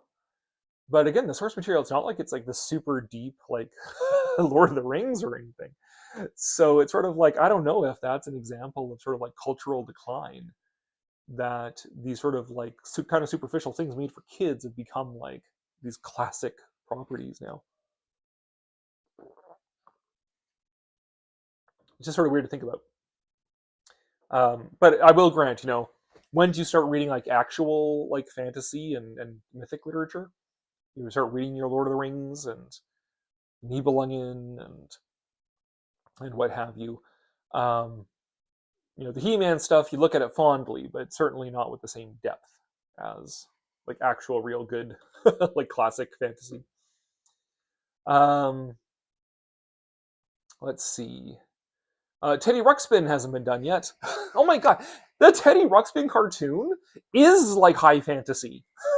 Like, if you had told me that they would do like this crazy high fantasy cartoon with lost cities and airships and these like epic quests to find these artifacts for this lost race of people based on a toy of a talking teddy bear, I'd be like, what? But like the Teddy Ruxpin cartoon is like a crazy high fantasy with these like steampunk overtones. It's like, what? Kudos to whoever came up with that, I will say. My hat's off to you for coming up with that. No Dungeons and Dragons is the best adaptation of Lord of the Rings. Yep. I want a remake of March of the Wooden Soldiers. That'd be fun, Queen. Hey, Expose, welcome back. Glad to see that your band performance went well. He-Man is Kamen Rider, but high fantasy. I can see that. I see Defenders of the Earth. You know, they do keep trying to do like the parts of Defenders of the Earth, like Flash Gordon comes back every now and then, and occasionally the Phantom comes back. But you know, I don't know, those old like pulp newspaper cartoon characters just don't quite seem to have the it anymore that they used to. So sorry, Flash Gordon. I think you might just be an artifact of the past at this point. Speaking of Dino Riders, we probably are going to get more dinosaur movies that are not Jurassic Park / World related. There was 65, but most forget about that. But we're getting the Flowervale Street. We are getting Flowervale Street. There's also the it's like Primeval War series. They're coming up Primeval War 2. Yeah, Flash Gordon, Phantom, Mandrake, Magician as a team. Yeah. They should get separate movies first. Yeah, the King Feature Syndicate Cinematic Universe. Right? Rainbow Bright. Yeah. I was initially going to say He-Man is Kamen Rider, but with queer overtones. But that's very modern. That's every modern Kamen Rider show. He-Man is okay. Here's the thing. It's hard to avoid the homoerotic overtones of He-Man, right? Big, muscly guy wearing just a little, uh, uh, some leather straps and stuff. Okay. But you know, I'm not sold 100% on this idea that like the sort of the 80s muscle man machismo thing was really a homoerotic thing. I think that's a little too easy and too dismissive. That like, oh yeah, every guy who likes big muscly dudes, like wrestling or bodybuilding or action movies, was actually latently gay. I think there's more. I'm sure there's more to do with sort of like the perfection of the male form, right? You know, it's why Olympic wrestling. I mean, granted, the Greeks were mostly gay anyway, but you know why originally the old days of the Olympics, the original Olympics, the Greek Olympics, they were in the nude. Is that you were admiring the perfection of the human male form as well. I think that has more to do with it than actually being full on homoerotic. Not that there's anything wrong with that, but I just think it's too easy to dismiss it and to try and extrapolate that from what's like 10% of the population. So let's see. There's both Phantom and Flash for movies. We've seen a Mandrake film together. Someone should make Robotech at some point. No, someone should make Macross at some point, but that someone should not be Hollywood. Robotech is such. Okay, here's. I was actually thinking about this the other day in the current political climate. You know, Robotech. We talked about this already a little bit. Robotech or live action Robotech film would be once removed from the Robotech show. The Robotech show itself is removed from Macross. So what we're really talking about is should there be a Hollywood adaptation of Macross? And like I don't think Hollywood would be capable of it for the reasons I already expressed, right? That it's this show. Excuse me. It's this show about the power of civilization and human relationship to build alliances and overcome as the antidote to war, antidote to violence. And that's not what Hollywood deals in. Hollywood deals in good guys beat the bad guys. So that's not Macross. That's not the heart of Macross. So, which would mean it's inherited. That's the heart of Robotech as well. So I just wouldn't trust Hollywood to make a Robotech or Macross movie that would be any good. That would actually be true to the fundamental message of the series. So, plus I don't want to encourage Harmony Gold. Harmony Gold has already done a number in depriving us of getting Macross stuff. It blew my mind actually to see Macross on Disney Plus. But of course, it has every Macross thing except the original SDF Macross series, which is dumb because that's the most important Macross to watch is SDF Macross. So, but you can watch every other Macross on Disney Plus, so that's great. That would be a challenge, yeah. Loincloths. I was thinking of He-Man's harness, but King features team, including Popeye and friends. Yeah, He-Man was definitely inspired by Hercules. Yeah. There's also Primitive War movie. So Primitive War, not Primeval War, whatever I'm calling it. I do find it ironic that He-Man is called gay by fans, but She-Ra is the one who is canonically gay. Yeah. Well, I mean, the She-Ra series it was sort of like Tumblr the series, right?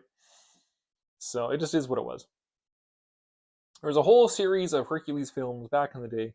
Even a young Arnold Schwarzenegger made one. Yeah, Hercules in New York. Yeah, they dubbed Arnold's voice in that one. What's your opinion on Wake Up Dead Man? I have not seen it or even heard of it, so I have no opinion about it, unfortunately. Oh my god, did I actually catch up with the chat? Oh my god, I did. Hooray. Somehow. I actually caught up with the chat. Getting me off on all these tangents. Those are good questions, though. I'm enjoying the 80s toy discussion. That's my thing. I think I've talked about this in other videos, that my persona that I have cultivated here on this channel is retro monster guy. King Kong and Godzilla and Universal monsters and mid-century monster kitsch and all of that. That's the persona of the channel. Before that, I had the persona of like steampunk guy, Victorian science fiction guy, published my anthologies and had my blog and all that sort of stuff.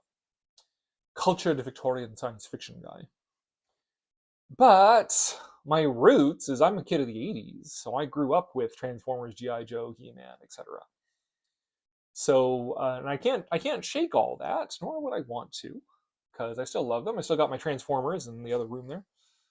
Still got Sarge here, So that's a part of who I am too, and it is remembered fondly. Not so much Ninja Turtles, but that's a different time in my life. But yeah, I don't cover a lot of 80s stuff on my channel because that's not really the persona of the channel. But yeah, Robotech would be a very expensive project to attempt. That is correct. I don't know. It wouldn't be any more expensive than most sci-fi CGI movies now. I think it would have been a lot more expensive in the past, but now it's just pumping into a computer. What we should get is another adaptation of Carnosaur. That's more accurate to the original novel. remaking those Roger Corman movies. Don't know if Macross would work well live action, considering the live space battleship Yamato was meh, very pretty, but yeah. I didn't say I was super impressed by the live space battleship Yamato series or the live action show movie. But it's hard to compete with anime. That's the thing is like you have an anime series and you're trying to condense that into a movie, right? Like, I even thought about like if I were to do like a film live action adaptation of Galaxy Express 39, it would have to be a trilogy. Like it couldn't just condense into one movie, which they tried to do with the anime movie, and it doesn't work. Macross, I think you'd want like at least 3 movies, right? You want the first movie is them getting blasted out to Pluto and then getting back to Earth. The second movie would be their big confrontation with the Zentradi and the essential destruction of Earth. And then the last movie would be sort of the aftermath, right? And the struggle with trying to integrate the Zentradi and then like Chiron, right? That would be the you'd have to do a trilogy at least to try and get some fullness of Macross in there. Easily a 200-300 million production, yeah. It would be at least as expensive as Avatar. You'd really like Wake Up Dead Man. It's a sequel to Knives Out. You don't need to see Knives Out, only the detective returns. It has the best religious commentary I've seen in years. Yeah, but then you'd have to support fucking squarehead guy. What's his name? The guy who wrecked Star Wars. So I wouldn't mind attempt at Star Blazers, which is Space Battleship Yamato. Yeah. I think Carnosaur has at least 2 sequels. I want to see Battle of the Planets made into a movie. I would love to see a live-action Evangelion TV series using Suitimation. Yeah? I could see that. Well, the thing is, like, yeah, which version of Evangelion, right? Because, I mean, Evangelion is like this weird unfolding project that Anno Hideaki, like, sort of expresses his mental illness through. So, I mean, definitely, if you're going to do an Evangelion TV series, it should look like Shin Gojira and Shin Ultraman, and the God Warrior over Tokyo short, right? Like, I kind of want to see like slightly janky puppets, but yeah, do it like the same way they did those movies. Visually, it would be fantastic. Whatever. I would just what would you do for the story, right? Because you've got the original Evangelion, you've got the slight tweak to that came with End of Evangelion, and then you've got the rebuild of Evangelion, which is like almost an entirely different story at this point. So, which version, or to be a new version? Zano Hideaki is in a different time in his life every time he returns to Evangelion. I don't know. I would see it personally, for my tastes, as basically remake the original series and find a way and use that to sort of hybridize the oh my god, sorry again. That's delays. Hybridize the original ending of the TV series with the end of Evangelion. Because when I watch Evangelion, how I watch it is like I watch up to like episode 24, and then I watch End of Evangelion, and then I watch the last 2 episodes of the series. And it doesn't exactly work perfectly, but it sort of gives at least that impression that like at least you see what happens with the third impact there, and then it's like the LCL world, and it ends off with sort of that high point of Shinji finding himself and learning to love himself. That would be my sort of my ideal version of it, but then it doesn't include Anno's wife. So, let's see. Oh, who was that? Sorry, phone call. um, that was based on anime called Science Ninja Team Gatchaman. Yeah. Also known as G-Force. Evangelion will be fantastic. There were 2 movies titled as if they were Carnosaur sequels. They already made it. It's called Pacific Rim. I do not like Pacific Rim. Nothing tops the original anime. I've only read the manga adaptation of the anime, never seen any show or movies. You are going to make Cory so mad with that. Yes, Rex knows the lore of the channel. I do not like Pacific Rim. One bit. Oh god, the Gatchaman film series. I grew up on Battle of the Planets, one of my first anime series back in the 70s. Yeah, actually a fan of the anime as well. Yes, well, I mean, we could. There's that whole theory about you can tell, um, like anime fans break down into generations, based on what show it was that got them into anime. So I am of the Robotech generation. That's how I got into anime, is through Robotech. Um, there's the Astro Boy generation, there's the Star Blazers generation, there's the Sailor Moon generation, there's the Pokemon generation. I guess now there's the One Piece generation as well. G-Force was a lot like Power Rangers. Imagine so. I never actually saw Gatchaman, so can't speak on that one myself.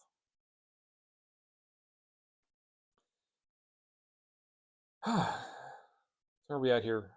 Hour 47. Let's get into the enemies. Yeah, I'm sort of like weird in the sense that I don't even go to the anime convention anymore here because it's so passed me by. I'm the guy who went from anime to like Japanese culture as opposed from like anime to like just other geek stuff. So, and the convention went to like other geek stuff. It's just like sort of Comic-Con light now. Whereas I want to go to Japan and go to temples and Godzilla stuff and textile workshops. Well, actually, that's more the bride's thing as a textile workshop. But sumo and whatnot. Oh my god, I thought you were talking about the guinea pig movie. Remember the guinea pig movie, the same name? Oh yeah, G-Force, the guinea pig movie. Speed Racer, G-Force, and Force 5 on local Fox Network.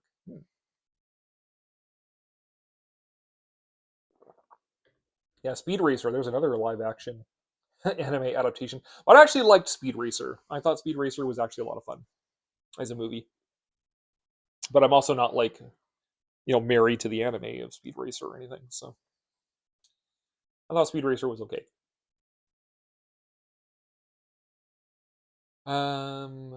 This character from Photon. I got into manga via Dungeon Meshi and Dinosaur Sanctuary. What generation is that? I have no idea. I think this generation only applies to TV shows. So I don't think I've never heard it applied to manga before. Yeah, let's see, the only mangas in our household. The Bride has Fruits Basket. That's her favorite manga.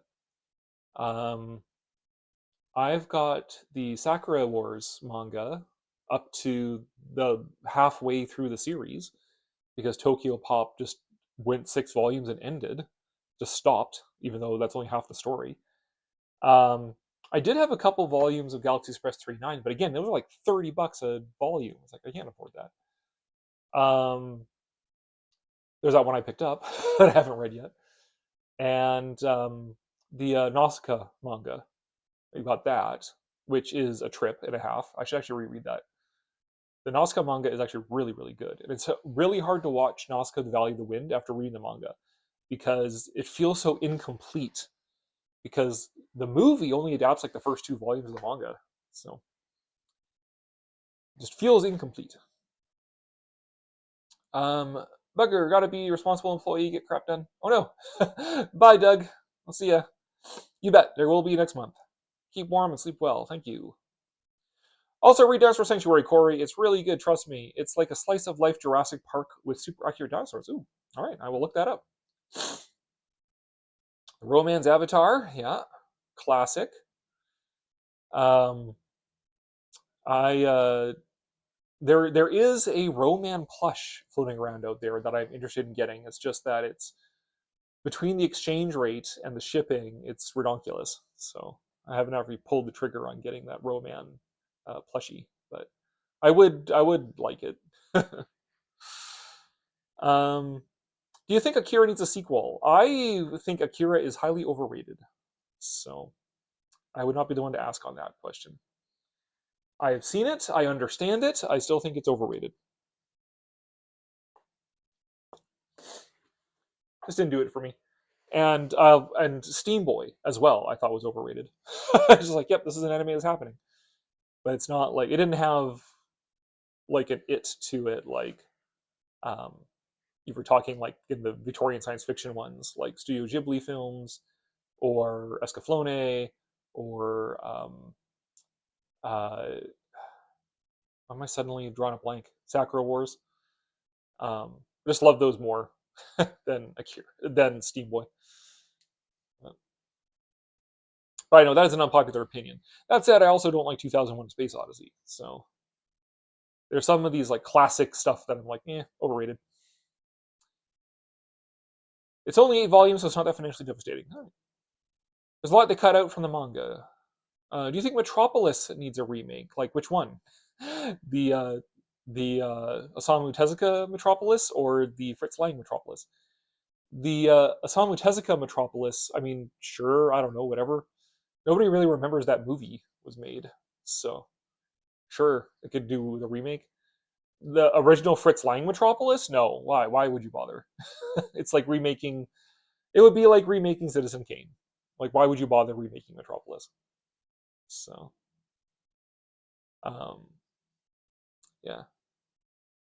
Wow, a steampunk movie Cory doesn't like. Take a photo. Oh, there's plenty. There's plenty I don't like. In fact, the more steampunk they are, the less I like them. Victorian science fiction. I've been saying steampunk because I'm just like, whatever. But just so you get the idea. But no, the more steampunk it is, like the more top hats and goggles and pointless gears everywhere. Everything's got to be brass and sepia tone. The more steampunk it is, the crappier it is. But VSS stuff, yeah. I mean, there's a lot I will forgive for a fun Victorian science fiction movie. But the thing I can't forgive is being boring. That's the thing. I will even take a bad movie that's fun, like Plan 9, over a movie that's just boring. And Steam Boy was boring. So visually stunning, but it's just like, oh my god, get on with it. And it's like it's essentially like Castle in the Sky, and Castle in the Sky is much better done. Castle in the Sky is a much more enjoyable movie. So yeah. But there's a few I don't like. A lot of the '70s Victorian science fiction movies I don't really care for that much. Um, Steam Boy.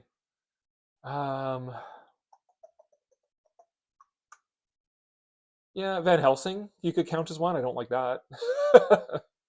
Some of those cross-genre ones where they just sort of like used and abused like the steampunk ideas, like in Van Helsing. Just no, it didn't work for me. But you didn't like the 12-minute space warp scene in 2001? No, it's not 12 minutes. It's like a half hour. Like I actually did. This is a weird little project back in the days of Confused Matthew. If you remember him, he's like an early film reviewer on YouTube. And he did a video about how 2001 is overrated. I agreed with him. And as like a weird little exercise, I decided to edit 2001. And it's actually still locked away on like my old laptop that I can't turn on anymore. But I did an edit of 2001: A Space Odyssey, and where I just cut out all the dumb crap you don't need in it, like, and tried to fix the pacing problems. And but here's the thing: this is where like the hardcore fans of 2001 who are offended if you don't like it, they're all like they get all up in their feelings about how like, oh my god, you just don't understand it. It's so intellectual. Like how the dawn of man and Beyond the Infinite are like the same length, and it's so meaningful. I kept them the same length. They're both 10 minutes long in my edit. Not a half hour. They don't need to be a half hour. You don't need to see a half hour of monkeys doing monkey stuff. Get the idea. Things are crap, and then the monolith causes them to evolve, and you do like this montage of them learning tool use and violence, and linking violence to linking evolutionary struggle to survival and evolution. You get all that in a montage, and boom, 10 minutes, and you are there with the bone being tossed in the air, and it becomes a space station. And then you get to Beyond the Infinite, and 10 minutes. You don't even have to like really be choosy about which 10 minutes. Because it's all the same. It's just all split screen effects. And a few vistas of dead planets. Yeah, like you can keep them the same length and just make them shorter. It still gets the same message across, and it's not as tedious as a combined hour of monkeys and split screen effects. But anyways, that's just me getting going on 2001. Do you watch anime sub or dub? Sub. To me, it depends. When I watch something episodic, I usually watch it dubbed because I have a hard time concentrating. When it's a movie, I watch it dubbed. I prefer subs. The only real exception that I have to that, there's two exceptions I have to that. The first exception I have to that is Escaflowne. Because, again, it's purely sentimental, because I first saw it in dub form on Fox Kids. So, to me, I have a certain fondness for the dub. The second is Golden Boy, which, if you have never seen Golden Boy, you should see Golden Boy. It is like this ribald sex comedy. And the comedic timing works so much better in the dub than in the sub, just because in the sub, like, you're reading it, and the comedic timing doesn't work as well as in the dub, when things are happening where they're supposed to be happening and you get the comedic timing. Those are like my two exceptions to the subs not dubs rule. Remake of Plan 9. You know what? I've been curious about whether you could do a straight remake of Plan 9. Don't change anything in it, but take the exact script and do a straight remake. And if you do it with modern effects and modern acting, whatever else, if people would even notice it's bad anymore. But that's sort of like a weird, like, little cinematic experiment, like the remake of Psycho being like shot for shot exact remake. But to do like a serious remake of Plan 9, no. No. Plan 9 is a cult classic. No remake would have the it that the original Plan 9 does. What is your favorite modern Victorian science fiction movie?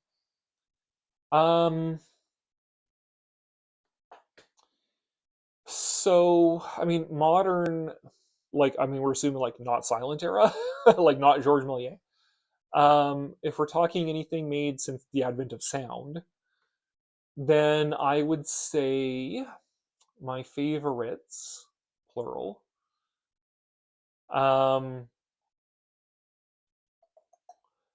Okay, so first place is kind of a toss-up between two Carol Zeman movies. Probably Baron Munchausen. Fabulous Baron Munchausen would probably win out, but The Deadly Invention is awfully close. Otherwise known as The Fabulous World of Jules Verne.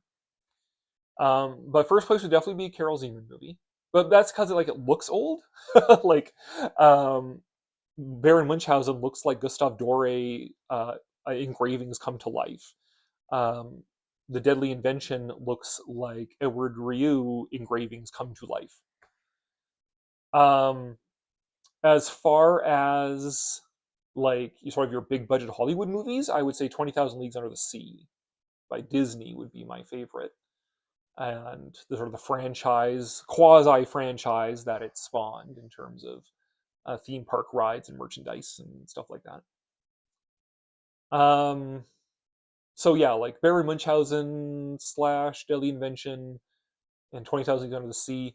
Also, The King and the Mockingbird, the animated film with Paul Grimaud, is also beautiful. You wouldn't really think of it as like a Victorian science fiction movie as such, because it's sort of like, it's based off a Hans Christian Andersen story, but it's sort of more like inspired by the life and times of King Ludwig II of Bavaria. But the castle in it, and it does have a giant robot in it, stuff like that. But it's such a beautiful, sort of quiet, sober, charming in its own ways, very French, animated film. So The King and the Mockingbird is incredible. I mean, anything by Carol Zeman, especially Baron Munchausen and Deadly Invention. 20,000 Leagues Under the Sea. Those would sort of be my top favorites. I think Castle in the Sky also has a lot going for it as far as anime stuff goes. Yeah, and as far as feature films go, then yeah. Yeah, I would go with those ones. Those would be sort of my favorite VSF movies. Um, let's see. It would have to be an intentional comedy. I assume you're talking about Plan 9. John Landis stole the 8-man suit from 2001 and made schlock with it. Nice. Criminal My Uncle 2001 is really, really good if you just did shrooms. That's what I've heard. Hal is the breakout character. Hal is the only character in 2001. What's your opinion on 2001, the book? I have not read it, so I do not have an opinion on it. Did your anthology anime movies? Did you anthology anime movies like Memories or Robot Carnival? I like Robot Carnival. Memories, sort of like I mean, it's the same guy that did Steam Boy, so. But Robot Carnival is fun. Robot Carnival is very strange, very fun, very 80s anime. But it begins with this giant animated robot circus rolling over town. Like the circus isn't coming to town. The circus is rolling over town. And it just goes from there. So Robot Carnival is a good one. Anime, it's hard to talk about like a favorite movie because with anime, like it gets spread between like movies and OVA and TV shows, right?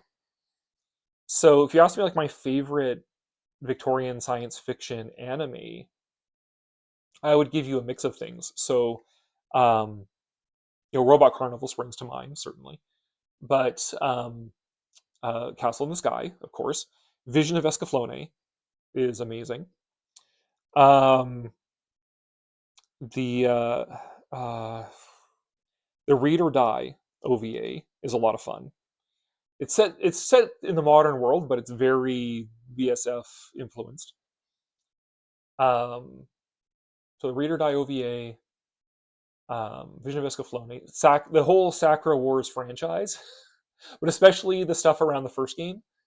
So the first video game for Sega Saturn, and the OVA, and the manga, if you can find it, for Sakura Wars is like just peak. It's like got everything that is like perfect about Victorian science fiction. Gets it all right. Excellent setting, excellent characters, very steeped in history and culture and stuff like that. And there's another one that I am hesitant to mention. But it's called Simoon. It is a Yuri series, so it's about girls kissing. But it's not like a lurid porno series, and you're all rolling your eyes going, yeah, right. No, seriously.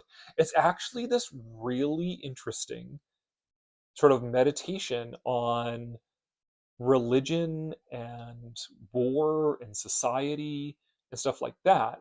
It has the central premise of like there's this kingdom that's under attack by these other two kingdoms. The kingdom was under attack. It's sort of like this benevolent theocracy, and I don't mean that in any kind of ironic way. Like it is. It's this like culture that's very much built around sort of like beauty and philosophy and whatnot. And then the other two kingdoms that are attacking them, one is like this religious fundamentalist extremist society. The other one is this like secular industrial society. So you get this sort of you take this good kingdom, and then you take take it apart, and then you make these other two extremes out of it, right? The extreme secular industrialization, the extreme religious fundamentalism. They're both attacking this kingdom. And the story revolves around the sort of like elite fighter squadron of the good kingdom. And what sort of the central premise of the series, as far as the world building goes, is that in this world, everyone is born female. And in the good kingdom, when you hit like puberty, you go to this magical spring, and it rewrites your DNA, and it turns you like male, or it keeps you female, or it turns you male. And these other kingdoms address this problem in different ways. Like the secular industrial kingdom, they use surgery to assign gender to people. But in the good kingdom, you go to the spring when you hit like puberty. Now, the elite fighter squadron that the show is based on, you have to be female. You can't have gone to the spring yet. You still have to be female. And the ships run based on sort of the relationship between the two female pilots. So that's where you get the girls kissing part. But it's not played up for like pornography, right? Like lesbian pornography. And in fact, there's like this one relationship in the show that is very broken, where it actually addresses that whole thing of like this lesbian pornographic Yuri sort of anime tropes. It addresses that, and that makes these characters like incredibly broken. So what I thought was very smart. It's like a Yuri series that is critiquing Yuri. But for me, as both a religious person and someone interested in science and philosophy and all these things, I very much resonate with how this show portrays that and addresses these sort of other issues of these like sort of extreme ends of it and stuff like that. And yeah, it's you have these like beautiful like Art Nouveau flying machines and stuff like that in the Good Kingdom. The secular industrial kingdom has like the heavy industrial like flying machines and stuff like that. But the Simoon series is like really good, so I really liked it for a Yuri anime. But yeah, those are sort of like the peak like steampunk anime I can think of right off the top of my head right now. All right, where were we before I got off on going off on Yuri anime?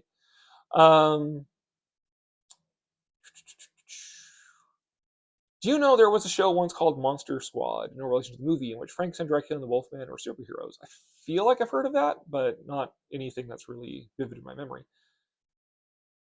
Mr. Frogmon! Hey, homie, just wanted to stop by and support you. Thanks, Frogmon, if you're still here. Sorry, it took me a while to get to you. I got off on a rant on anime. Sorry for the bad grammar. It's okay. They were displays in a museum that got struck by lightning somehow and came to life. For some reason, they were no longer villains. That's nice. Oh, Adele Blanc-Sec. Yeah. So another fun Victorian science fiction type movie is The Extraordinary Adventures of Adele Blanc-Sec, which is by oh shoot. So they can't remember his name. The guy that did like Fifth Element and Luc Besson. And it's based off a French comic, and it is hilarious. Adele Blanc-Sec is like this reporter adventurer lady, and she ends up getting caught in this plot that involves psychics and dinosaurs and Egyptian mummies coming to life and walking around the streets of Paris and trying to bring her sister back to life. And yeah, it's a great movie, and very French, so that's a good one as well. It was a bit Batman influenced. I remember Julie Newmar played a witch in an episode. Cool. You remember Electro Woman and Dyna Girl? Not really. Sid Haig with an episode of Queens, also Batman. Expressive Evil is my favorite episode. Greetings, dear denizens of planet Dirt. It is I, your future Zillion Overlord, and Doc Kaiju. Welcome. No need to bow or grovel. I am both mighty and humble. Well, I will grovel anyways. Welcome, Doc Kaiju. You had me at Yuri. How do you spell it? Simoun. Simoun. I remember they had a villain called Glitter Rock. He's very colorful. Hello, delightful Dieter. Everybody's saying hi to everybody. That's nice. We're so friendly. Sounds fascinating. What's your favorite retrofuturism movies? I would say Sky Captain is the first one that popped to mind. In terms of like, we're not talking like Victorian science fiction, but sort of like general retrofuturism, sort of, ray gun through atomic kind of thing. Say Sky Captain, The World of Tomorrow would be my favorite one. I feel there was another one that came out recently, but I can't remember. Not Tomorrowland. No, oh yeah, Fantastic Four, actually, is a good recent example. The thing is, like, retrofuturist movies are kind of like hard to come by, especially if we're eliminating the Victorian science fiction ones right away. So if we're talking like 20s through like 60s retrofuturist, I really liked the designs in Fantastic Four. Yes, it had some plot holes and stuff, like, and some sort of dumb writing, like, let's put the baby in the obvious trap. um, but I overall enjoyed Fantastic Four and enjoyed the fact that it stood alone and you don't have to watch any other Marvel movies to understand it. So I would very happily watch more Fantastic Four movies set in that universe. What? Oh, Rocketeer. The Bride reminded me of the Rocketeer. Yes. I would say I didn't enjoy Rocketeer as much as like Sky Captain, but I did enjoy it more than like Captain America. But Rocketeer is good in, especially the soundtrack. The score is amazing in the Rocketeer.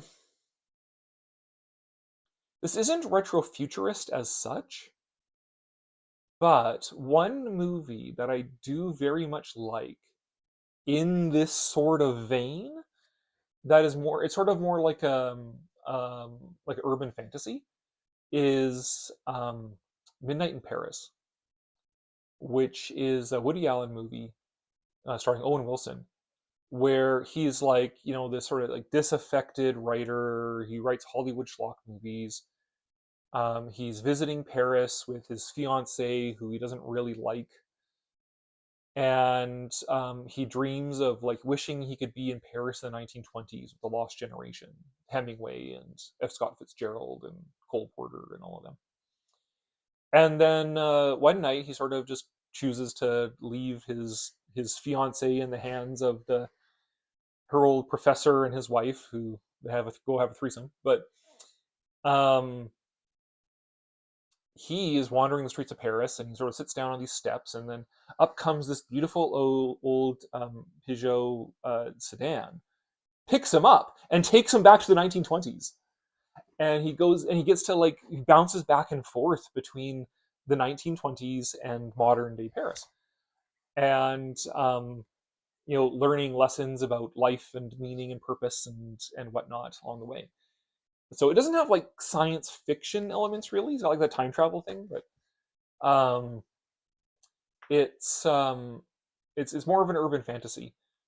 But it's very much in that vein of like, you're going to the past. It's that dream of like the modern person to go into their favorite era of the past, and what that would mean and what that would be like and what that says about you and your relationship with the modern world. It's a great movie. It's actually one of my favorite movies. Because I've mentioned before that my list of actually favorite movies would probably surprise people because it's like, yeah, my brand is old monster movies and stuff, and yes, I do love them. Obviously, I'm a big fan of King Kong. Otherwise, I wouldn't have all the stuff. Um, but my actual list of like favorite movies, if I could only ever watch like 10, I was given a list of like, okay, 10 movies are the only movies you're ever allowed to watch again. My list would probably surprise people. So, and it includes Midnight in Paris. So, and King and the Mockingbird as well would be on that list. Oh, another one I forgot for Victorian science fiction is The Adventures of Mark Twain. So the claymation movie would also be on my list of like the only 10 movies I'm allowed to watch ever again. Um, it's it's a beautiful, artistic, profound movie. It's a kids movie, but it's pulling what it has to say about life, the universe, and everything from the writings of Mark Twain. And it was like a huge contributor, that in Disneyland, to me becoming a fan of Mark Twain. And if it wasn't for the current political situation, um, like I would want to go to Missouri and actually go to like Mark Twain's hometown and stuff, um, and and see that. But for favorite retrofuturism movies, yeah, Sky Captain, Rocketeer, um, Midnight in Paris ish, in that sort of vein. Fantastic Four was pretty good. Um, Otherwise, yeah, I'm kind of drawing a blank. I'd have to think a bit harder about that. I mean, it's also like what counts as retrofuturism versus what counts as like actually science fiction at the time. If we're including actual science fiction at the time, then Battle in Outer Space and Forbidden Planet would also be up there. But that was actual science fiction from the 50s. So please like, share, and subscribe. Thank you, Dieter. um, that's interesting. It's important to trigger or tickle the algorithm. Yeah. Hold on. Where were we? Monster Squad is an 80s classic. Monster Squad should get a remake. I've 100% talked about the Monster Squad TV show in this chat before. One of the funniest shows ever, and not any of it intended. Like, get smart with a mullet Frankenstein. Okay, I guess I have to watch this thing. Watch that movie on Tubi. I don't know. Remakes work best for bad movies, but maybe it's awesomely bad enough. Actually, they could probably throw Jack Black in it, and it would be okay. The bride and I were talking about this the other day. We were reviewing between ourselves the Disney live action remakes, which ones were good and which ones were not. And my pick for top Disney live action remake was Jungle Book, because the source material wasn't that great to begin with. Jungle Book is like a C tier Disney movie. Um, they went to like source material that is fun and charming, but not like great. And then they went back to the original source material, the books, and completely rewrote the story from the ground up and gave it like heart and a theme and meaning, and it was well acted and well produced. And yeah, Jungle Book is like the perfect example of when and why you should do a remake, when the material has potential that wasn't fully realized by the previous version. Um, that's a perfect scenario for a remake. So you kind of want to like, you don't want to remake like a great movie or a cult classic. You want to remake like a middling film that was okay but could have been more, right? One of the actors in that later ended up with Love Boat. Favorite retrofuturism is synthwave music. Yeah. Have you seen Zardoz? I've seen bits and pieces of Zardoz, but I haven't seen the whole film. The director of Excalibur. I like a lot of Japanese retrofuturist aesthetics. Yeah, definitely. Like, I mean, the like Toho Tokusatsu, right? Like, um, Invasion of Astro Monster is great for the retro sci-fi aesthetics. Battle in Outer Space, Destroy All Monsters has a fair bit of it. King Kong Escapes is really good for it. Yeah, like the Japanese retrofuturist has definitely grown on me a lot in the last few years. Even looking at the old art as well, like old magazine art and stuff like that of Japanese retrofuturist designs and crazy spaceships and flying cars and stuff is like pretty good. Um, Also, like weirdly, like Disney retrofuturism.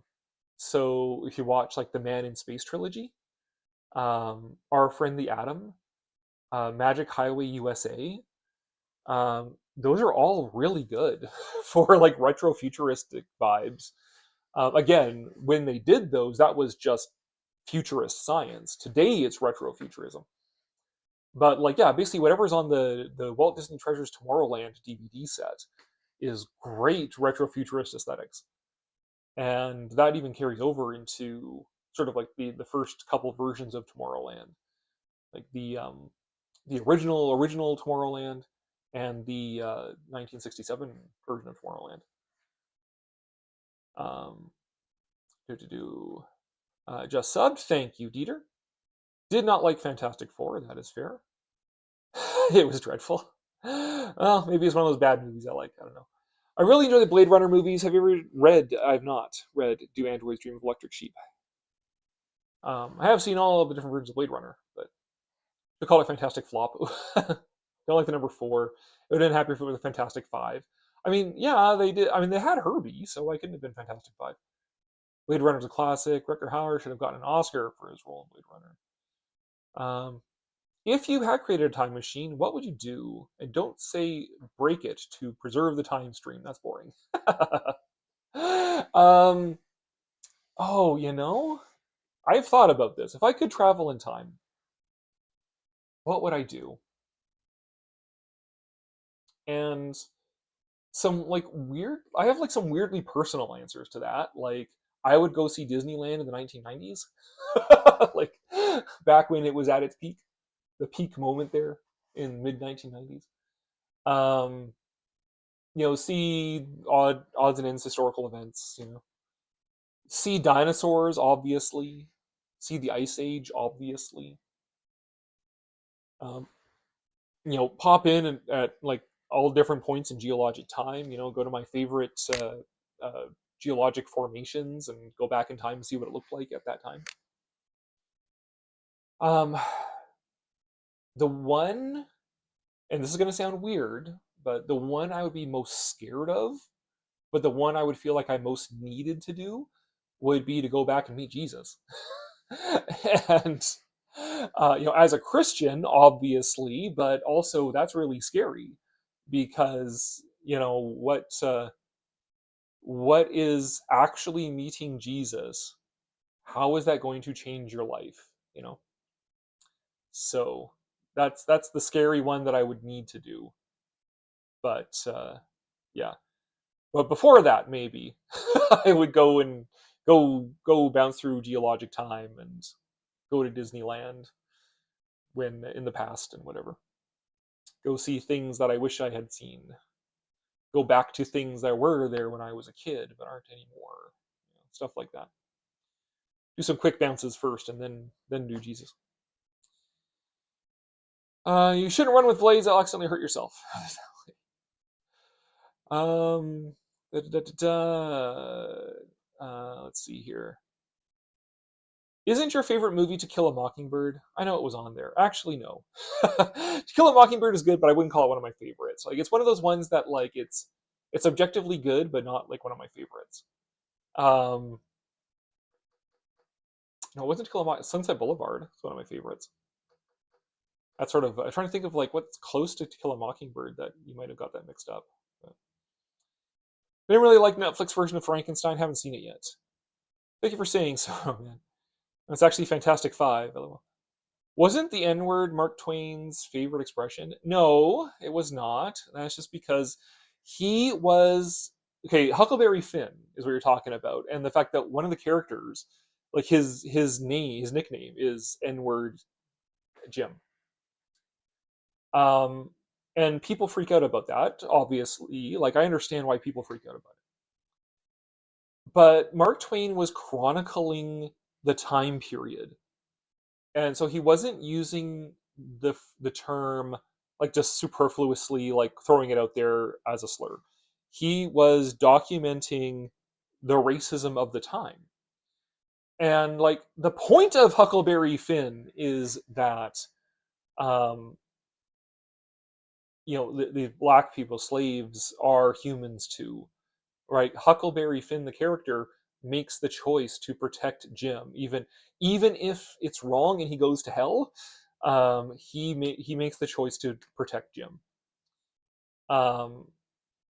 So no, Mark Twain was just documenting the racism of the time period. She wrote. I love extra synchronicity. The Wolfman was one of Catwoman's thugs in the Batman series. What are your thoughts on Cyberpunk? Um, it's not really my cup of tea. Um, I mean, there's plenty of good cyberpunk movies and stuff out there. Captain Power and the Souls of the Future. The Matrix is easily digestible Hollywood cyberpunk. Yeah, I mean, but it never like captured my imagination. I'm not like huge into cyberpunk. Like the steampunk is what caught my interest more. My pick for best Disney live action remake is the '90s Jungle Book. Didn't care for the CGI one, although I didn't have a good enough idea of its tone for me.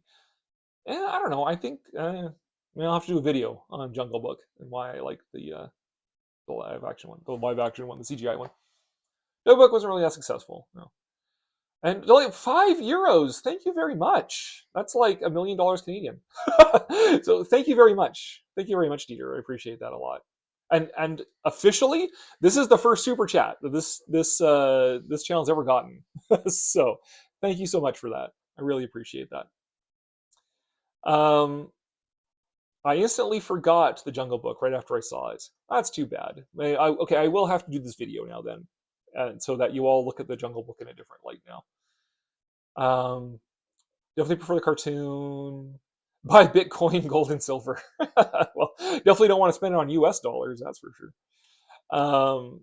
Maybe I'll use it on yen for my trip to Japan. Or visit dinosaurs, yeah. Is there any remake of a Disney classic that's better than the original? No. Well, okay, no, Jungle Book. But I'm gonna fight my chat on this. I think Jungle Book, the live action Jungle Book, is actually better than the cartoon. The cartoon is a classic. It does have its charm. I'm not saying the classic is bad, but it is definitely down a couple tiers from Fantasia and Peter Pan and whatever. It's like a tier 3 movie. But I do think that the CGI Jungle Book, I think, really did really well by going back to the source and giving the story theme and meaning and heart that is not in the original cartoon. Otherwise, no. I cannot think of a Disney remake that is better than the Disney original. Cinderella was okay. Cinderella was good. It was good in the sense that we talked about this, the bride and I. It enhanced the original material, but I don't think it's like as classic as the original cartoon. Every other live action remake is balls.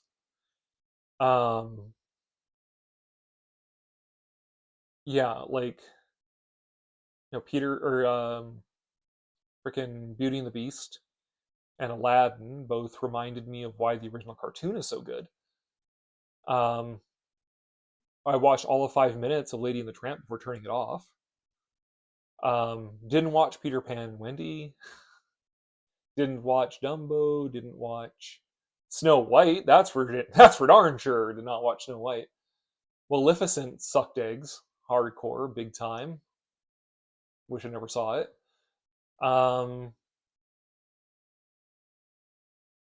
Yeah, and there aren't remakes really in the golden era of Disney because Walt never went back to the same well.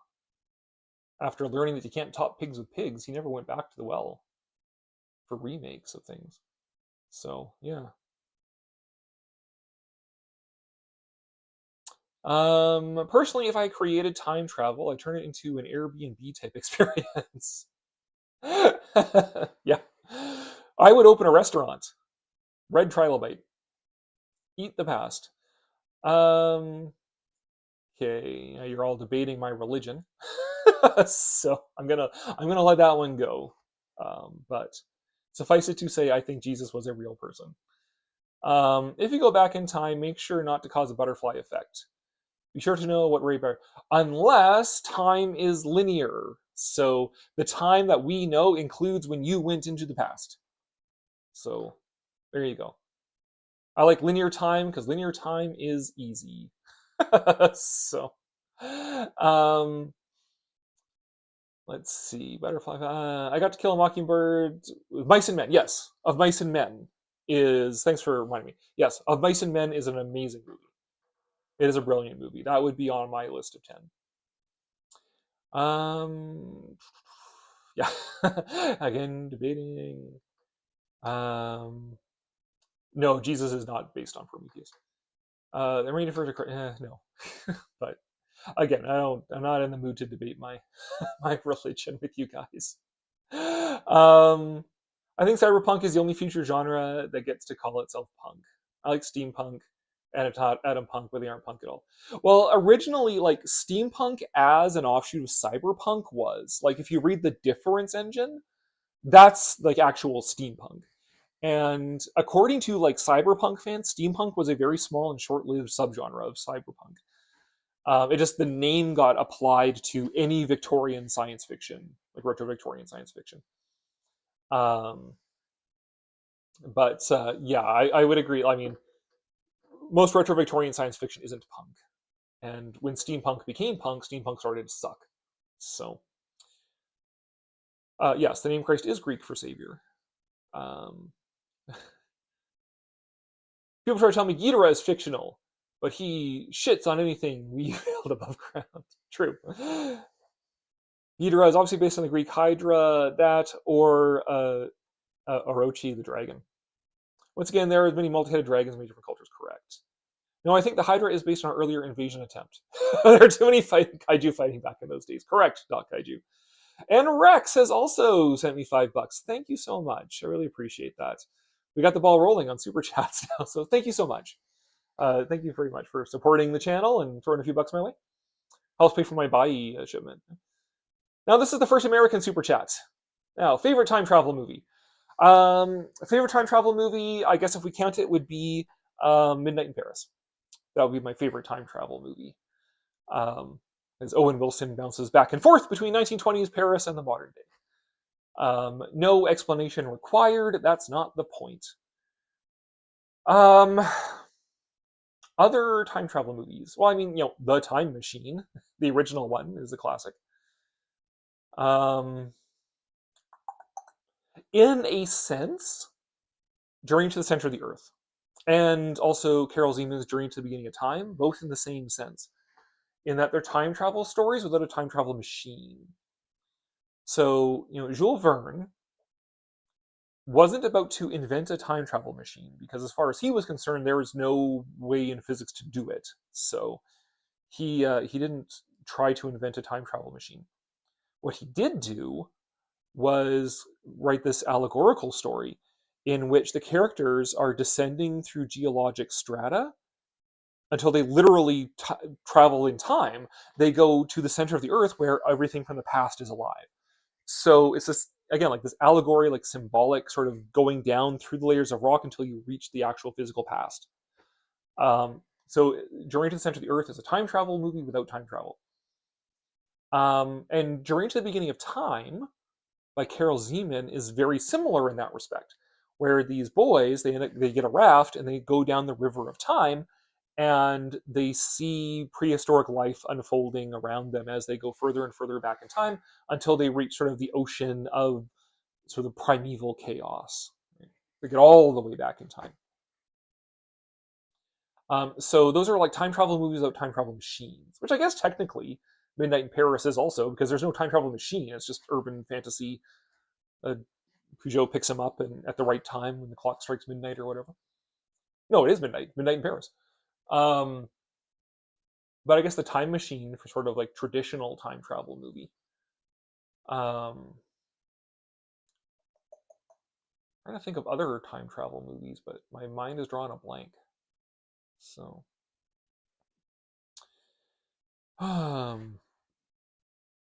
Yes, there is the Beast in Revelation is also a multi-headed dragon, but that the Beast in Revelation was probably symbolic of Rome. So, what's your opinion on the 101 Dalmatians remake? Not Cruella, the John Hughes one. I like the Glenn Close one. I've never seen it actually. Never bothered seeing it. Oh my gosh, where are we?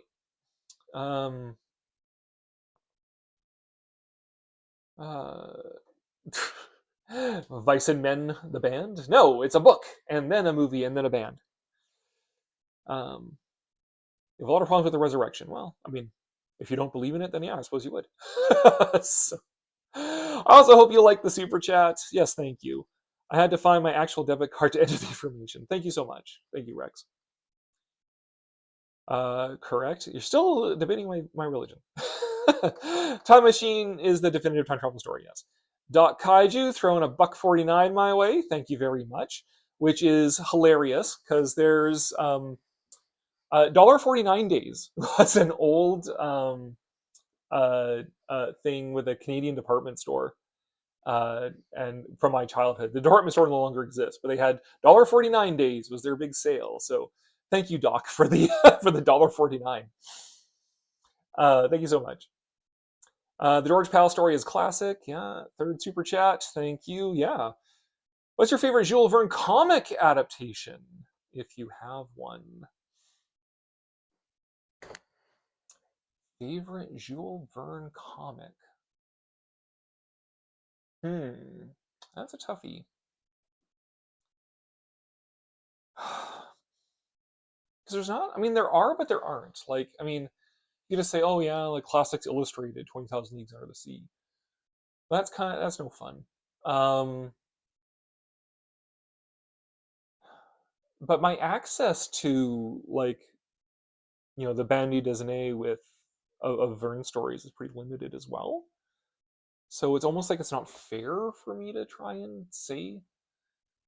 There was this interesting Captain Nemo one that like it wasn't a straight adaptation. It very much like blurred the lines between like Verne as a writer and Nemo as a character. I mean, it's called like Captain Nemo or Nemo or something like that. But there's that. But I wouldn't say, I don't know if that's like a favorite one. It's sort of one that exists. I mean, my favorite with Jules Verne characters in it would be The League of Extraordinary Gentlemen. At least the first two volumes of it. It kind of goes off the rails after that, but and then like the uh, Johnny Nemo series, the three Nemo books are pretty good, but they're very much like a return to form to the original, the first two volumes of League of Extraordinary Gentlemen. Those would be my favorite comics with Jules Verne things in them. They're not a straight adaptation of Jules Verne. There's the Disney World of Adventure comics with the Captain Nemo's continuing adventures in it. Yeah, I don't know. It's hard. There isn't really like such an overwhelming number of Jules Verne comics that I've really had access to. Edgar Rice Burroughs also wrote about Earth's core. Yeah, Back to the Future is okay. I'm not like mad about Back to the Future. I thought now and then it's like should probably like buy a copy of it, but then it's like I'd never really sit down and watch it. As it is, I don't have time to sit down and watch like all the movies that we have that are on like our backlog of movies right now. All-time favorite book is At the Earth's Core. Nice. It's a Doc Brown cameo in A Million Ways to Die in the West. Nice. Have a comic book adaptation, 20,000 Leagues. Cool. Classics Illustrated. Yeah. I was actually going to say Classic Illustrated during its Center of the Earth, but that's what got me into classic literature. Nice. Which I guess was the point of those, yeah. What's your favorite Victorian science fiction comics? That one has to be more options. Yeah, that one definitely has more options. So League of Extraordinary Gentlemen. Mainly the first two volumes, and then the Nemo the three Nemo volumes are the best ones. When Alan Moore gets all like weird and philosophical and sexual and stuff, it's kind of like me. Um, but definitely the first 2 volumes and then the 3 Nemo books. Um, let's see, the Adele Blanc comics, like the original comics that movie was based on, those are really good. Those are by Jacques Tardy.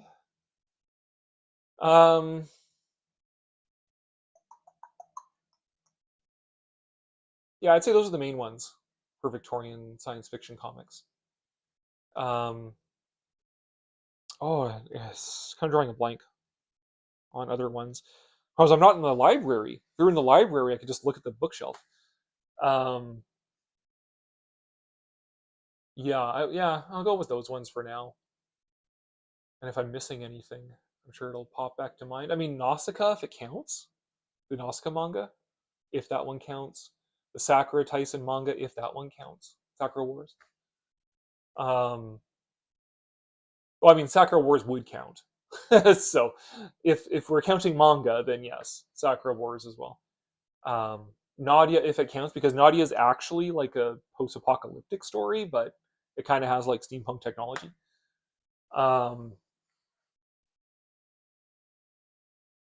Other comics. Yeah, and Girl Genius is okay. Kind of dropped off reading it.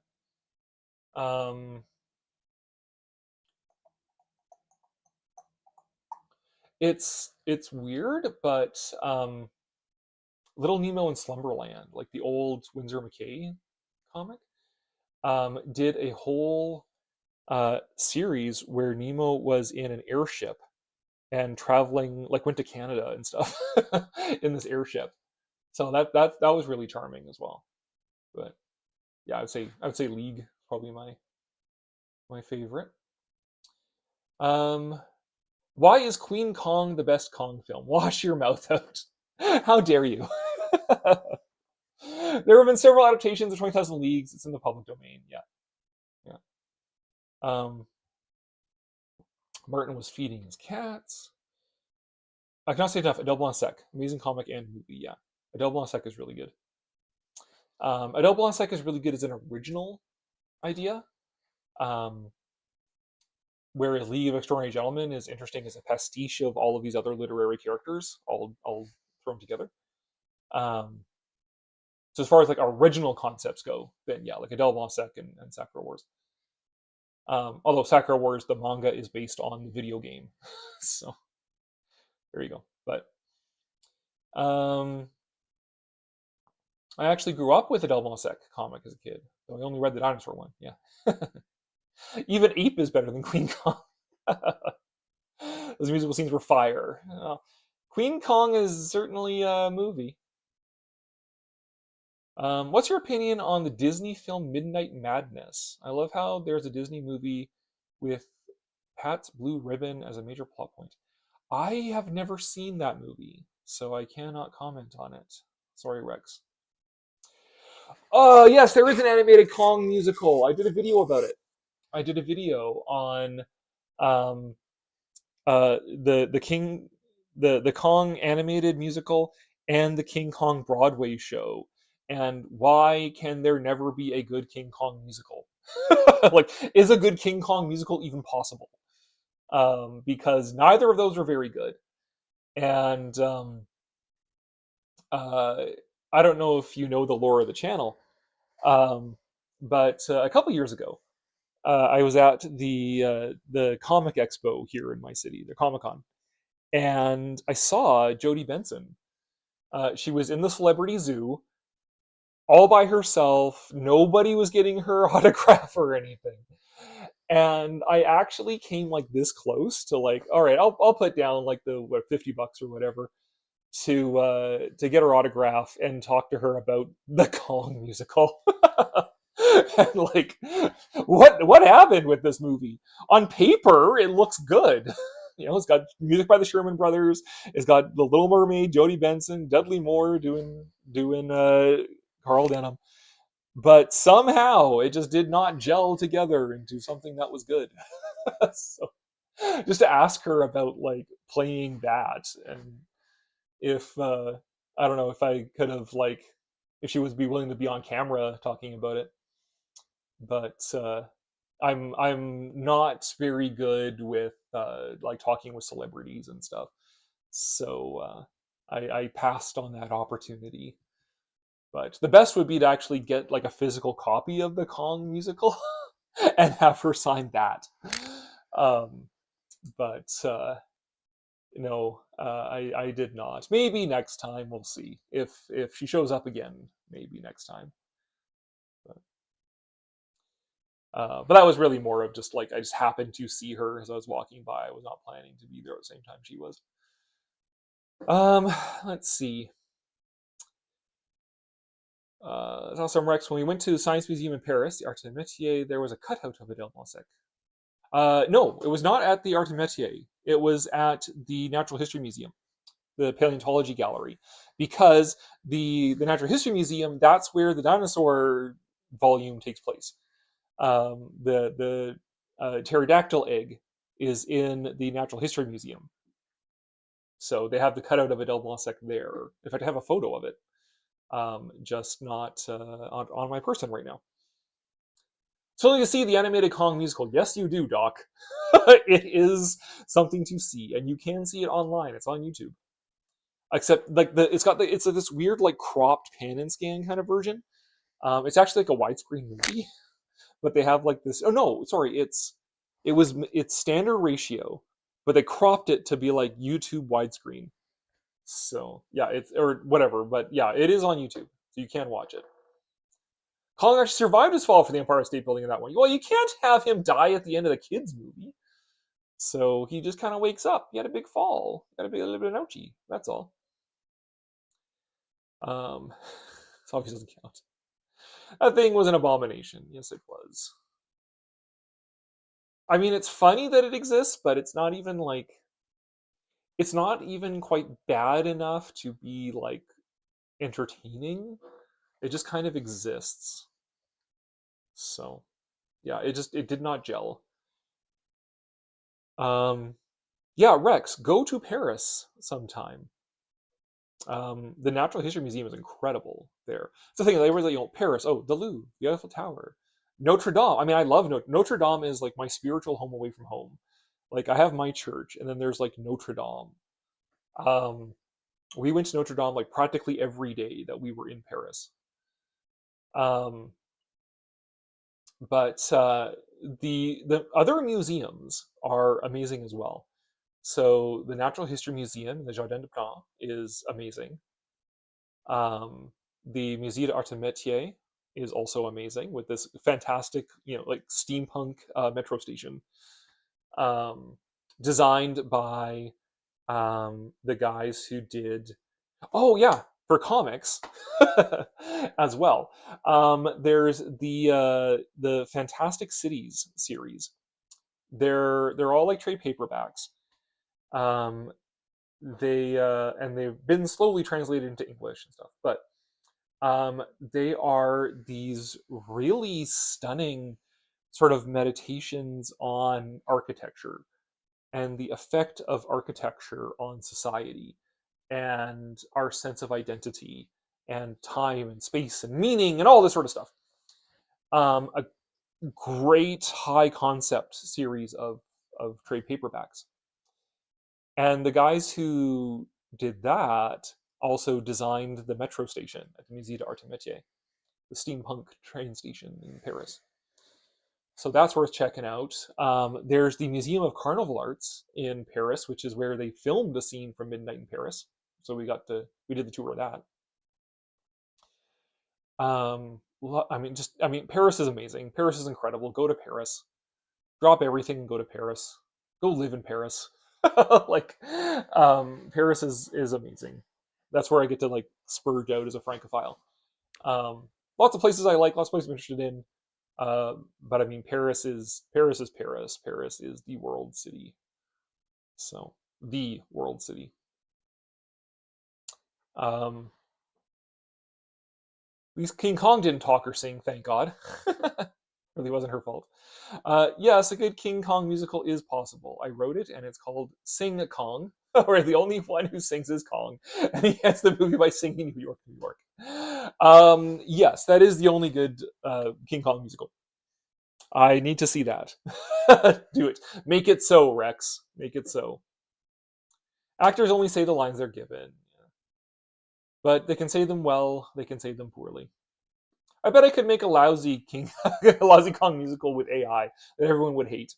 If you send me commodity credits, I will say I will use it for AI tools, but really use endless free accounts. Yeah. Indeed. Well, now you're inspiring me, there, Doc.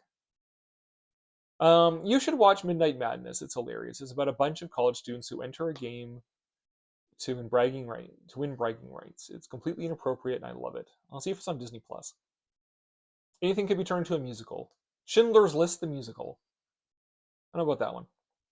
Sorry, you'll never have a copy of the King Kong musical. But what if I could get Jodie Benson's signature on it? Get her autograph on it. I mean, come on. No, but no, I'm no interest in having one to watch it. It would just be strictly to...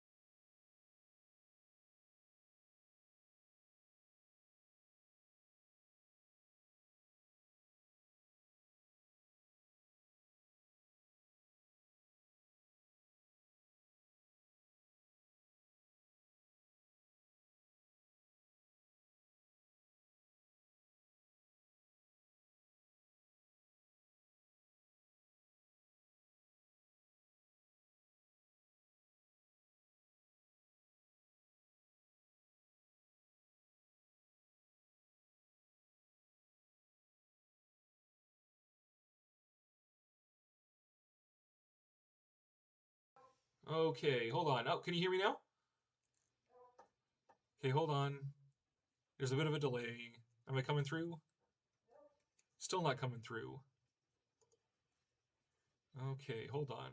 Because the audio input capture is telling me that it is. So,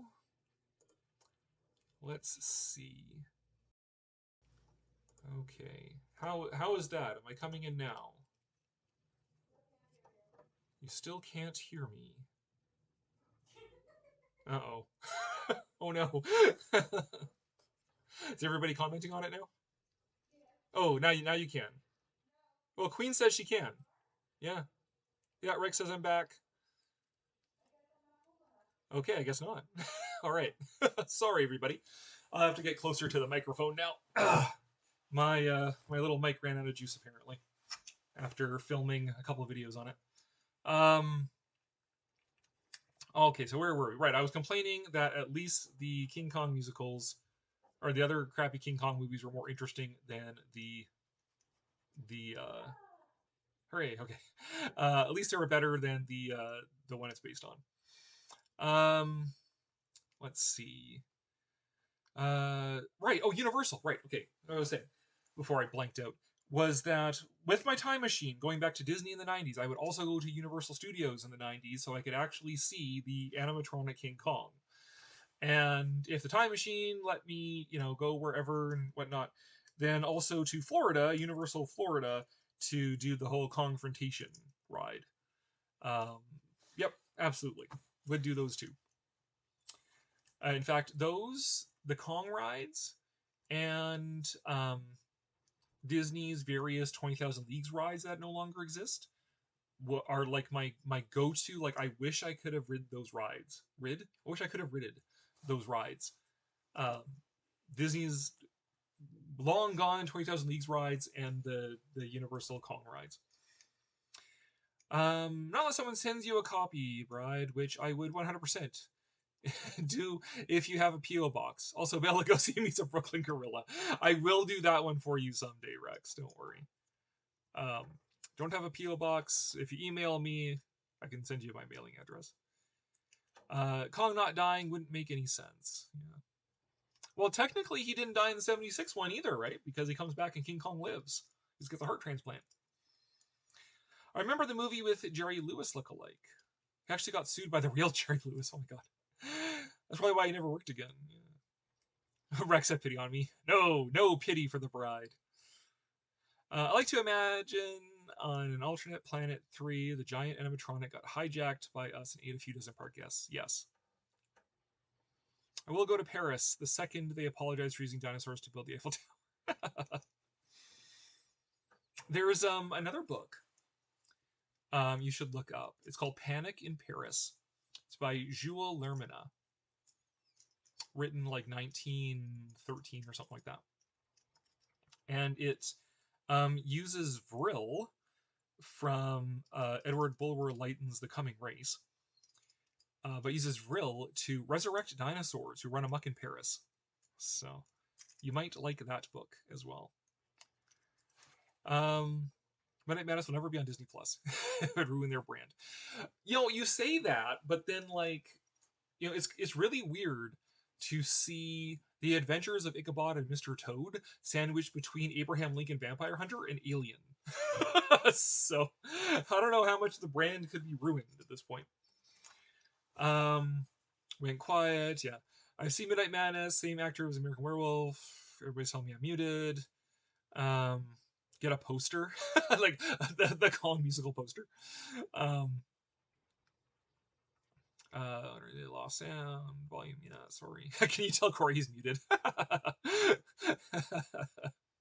That's what's handy about having the wife listening. He was blaspheming Ghidorah, so I temporarily silenced him. I was not. I would never blaspheme Ghidorah. Okay, Ray can hear me again. If you had a time machine, I would just go back and buy the first issue of Action Comics. Yeah. Except when somebody then does like the appraisal of it and it's like a perfect copy, they'll be like, this can't be 100 years old. The Kong animatronic scared me as a kid, even though I liked King Kong. I rode the End of the Sea ride. That was an amazing experience. I would have loved to have seen the Kong ride. In fact, I'm actually a little bit mad at myself because I could have seen the Kong in Hollywood. So my first trip to Disneyland was in 2005. My second was in 2006. If I had gone to Universal either of those times, I could have seen the Kong. But I was not as big a fan of Kong then as I am now. I also realized that on my 2006 trip, my friends and I, we went to visit Forrest Ackerman. And we got a tour of his bungalow. And I would have seen some of the Kong puppets that he had still at that time. But I wasn't into Kong then, so I didn't have the appreciation for it. And so I kind of regret that, but that's life for you. Now wait patiently until the video comes out. Brooklyn Gorilla is actually a copy of Lewis and Martin series. My favorite movie that they did together was Artists and Models. Touch the comic industry. I do find it weird that now My Hero Academia and Predator are on Disney Plus. They actually created a comic book character called the Bat Lady in that movie. Cool. All right, we're caught up again. Oh, we're a few seconds away from the 3-hour mark. Oh my god, you guys. Keeping me up late. For some reason, when I was a kid, I really liked King Kong Lives. For the anniversary of King Kong Lives came up recently.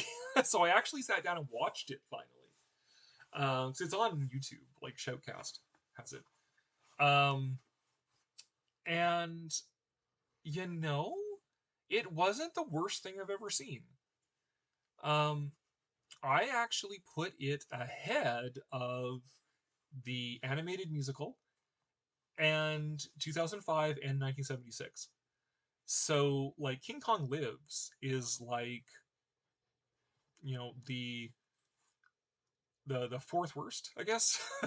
um, like I would definitely watch King Kong Lives again rather than some other Kong movies. That is for sure. I would even watch King Kong Lives rather than Godzilla versus Kong. Like I mean Godzilla versus Kong has some good production values, and if I was doing like a MonsterVerse marathon, I guess I would watch it again. But you know, King Kong Lives, for all of its faults, and it certainly has them, at least it was trying something different and trying something new. And I gotta give it credit for that. And like I said, it's not the worst thing I've ever seen. I've seen a lot worse movies than King Kong Lives. So yeah, I don't know. I think I give King Kong Lives a fair shake for that. And the fact that it was trying something different and original gives it some points in my book, because there's no dang point in even trying to do a remake of the original King Kong, because the original King Kong is just too good. So um yeah, no, I actually in my Ebira video that I just did, I talked about which are my favorite Kong movies. So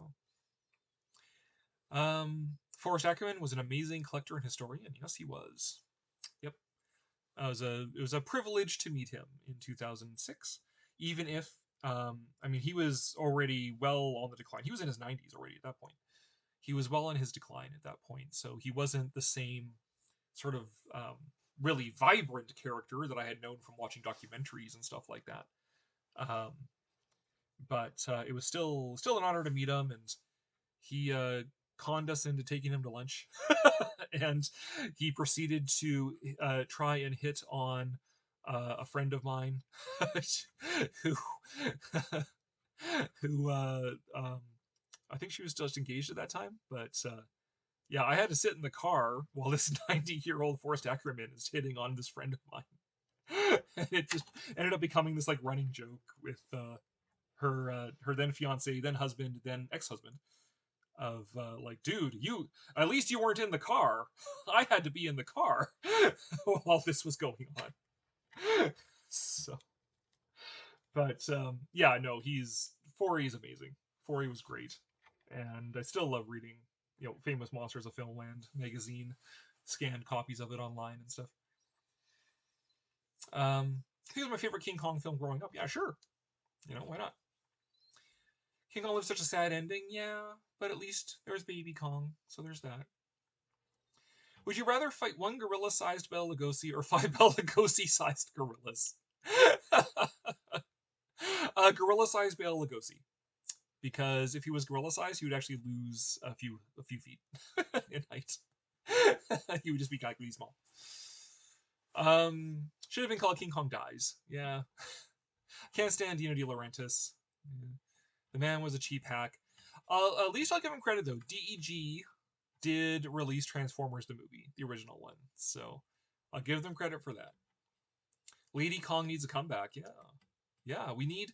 Well, okay, here's the thing. We could have that in the MonsterVerse, right? Because Kong, he got rid of Scar King. He became the new leader of the underground ape people. It's not just the guys, right? Scar King had his whole harem of ladies and bibis. So you know, Kong, he's got a harem now. Lucky guy. So they could have Queen Kong introduce her in the MonsterVerse. So there you go. I don't know why, but King Kong Lives and the 70s Kong gave me nightmares as a kid. Something about the suits looked uncanny to me. Yeah. I mean, the suits are like suits. You know, they have a wide range of animation to them. Like the suits are well done. They could have done with better movies, you know.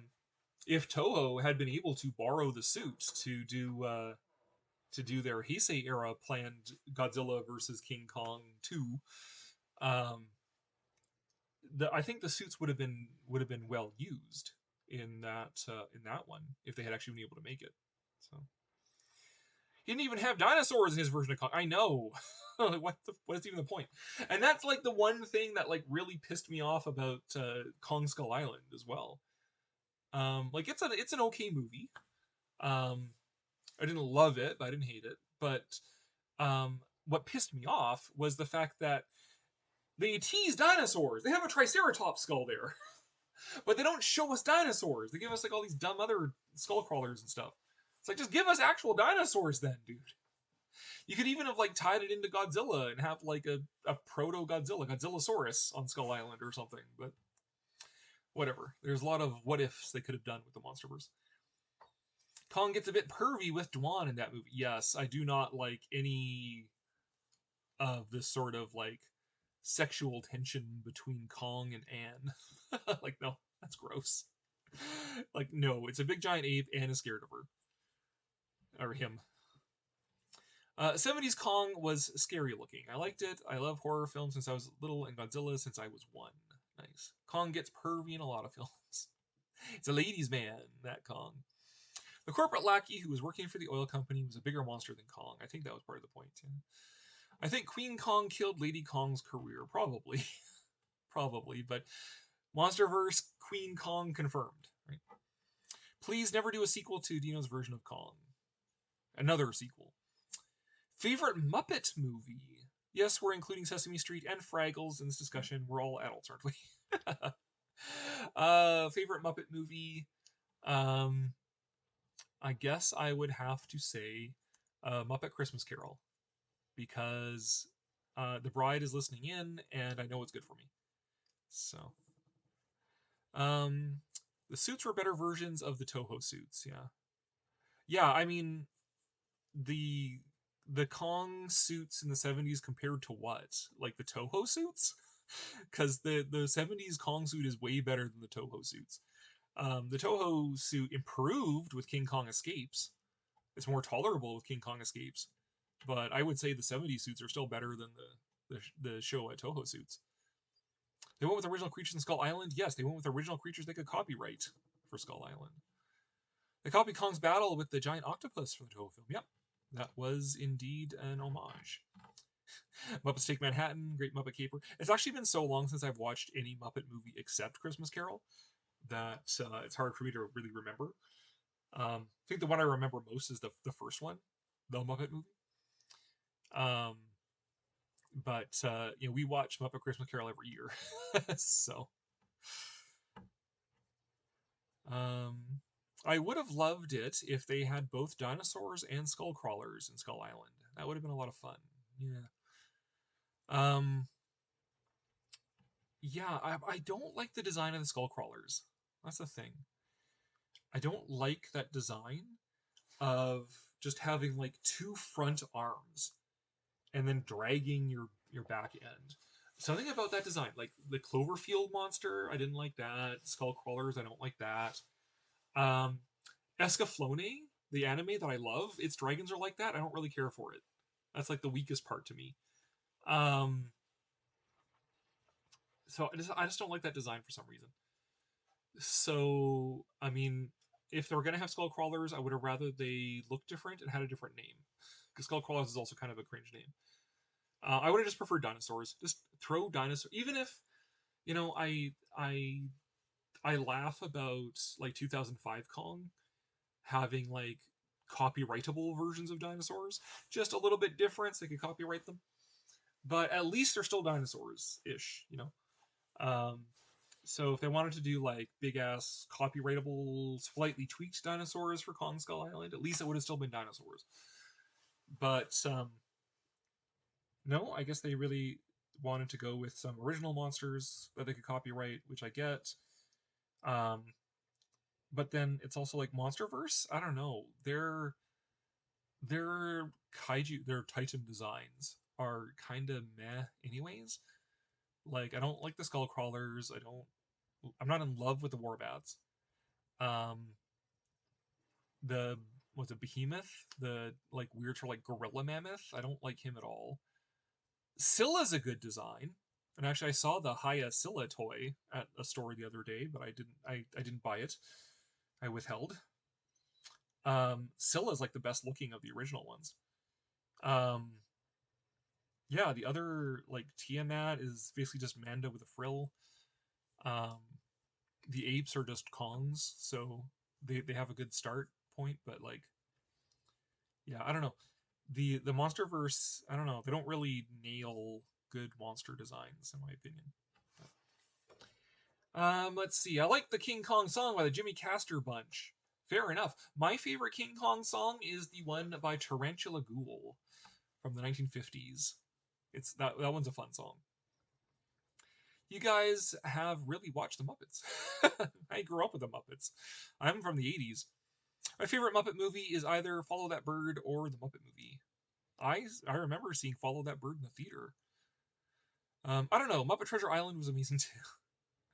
Right, because Muppet Christmas Carol is great because Michael Caine treats the Muppets like actors, and Muppet Treasure Island is great because Tim Curry treats himself like a Muppet. The Muppet Movie has some great songs in it. Rainbow Connection. King Kong by Storm Powers is really good too. I have not heard that one. My favorite Jim Henson movie is Labyrinth. Yes. Yes. If you're going to ask me my favorite Jim Henson movie, it would be Labyrinth, for sure. Dark Crystal is fantastic as well. Yeah, fair enough. I don't know why, but the only legs in the front sets off a weird light in my brain where I go, ooh, edgy. Yeah, I don't know why that legs in the front is so popular. I don't know why. I suspect they only did it in. Well, no, okay, right. They did it for Skull Island because the skull crawlers are based on the two-legged reptile thing from the original King Kong. I suspect Cloverfield did have an influence on it as well, but ostensibly it's supposed to be based off of that two-legged reptile from the original King Kong. But I don't like him either. So, like in the original storyline, the original script, that was supposed to be a spider crawling up the side of the spider pit. I wish they would have kept that. The giant insect crawling up instead of this weird two-legged reptile thing. Because again, I don't like it when they only have two legs in the front. That just weirds me out. So, Dark Crystal Show was awesome, but Nightmare Fuel movie's a classic. Not a fan of Godzilla 98. No, nobody's a fan. Well, no, there are fans of. Excuse me, there are fans of Godzilla 98. I don't understand it. I tried to watch that movie again, thinking of, okay, no, this is not Godzilla. This is just Zilla. This is a different monster. This is a different monster, different movie. And I still didn't like it because I don't like movies by Roland Emmerich. Roland Emmerich is a bad filmmaker. So, the secret to a good monster design is simple. Take an animal, living or extinct, add something to it. Yep. Like Scylla is just like you combine an ammonite and a spider. And that worked. But, that said, combining a gorilla and a mammoth does not work. So, a lot of modern people nowadays probably disown the original Kong mainly because of racial and sexist stereotypes of the time, and probably didn't like black and white movies. Yeah, I mean, I did a whole video on addressing the issue of whether or not King Kong is racist. And it's one of the better performing videos on my channel. But yeah, I mean, I admit, like, classic movies are an acquired taste. And if you take the time to acquire it, then, I mean, a whole new world of cinema is opened up to you, right? Like, people complaining about, oh, everything in Hollywood is crap today. Then, dude, watch old movies. Any movie you have not seen is a new movie to you. So, if you can, learn to understand and appreciate classic film. Silent era 30s, 40s, 50s, 60s. Pre-68, basically, pre-New Hollywood. There's so much good stuff. Like, Kong is, almost fall over. Kong is, like, the adventure movie. It is the archetypal adventure movie. Every other adventure movie is a variation on King Kong. So, like, people really owe it to them. It's like a classical education, right? Like, you're supposed to have read, Homer and Virgil and the Bible and the Epic of Gilgamesh and etc. and so forth.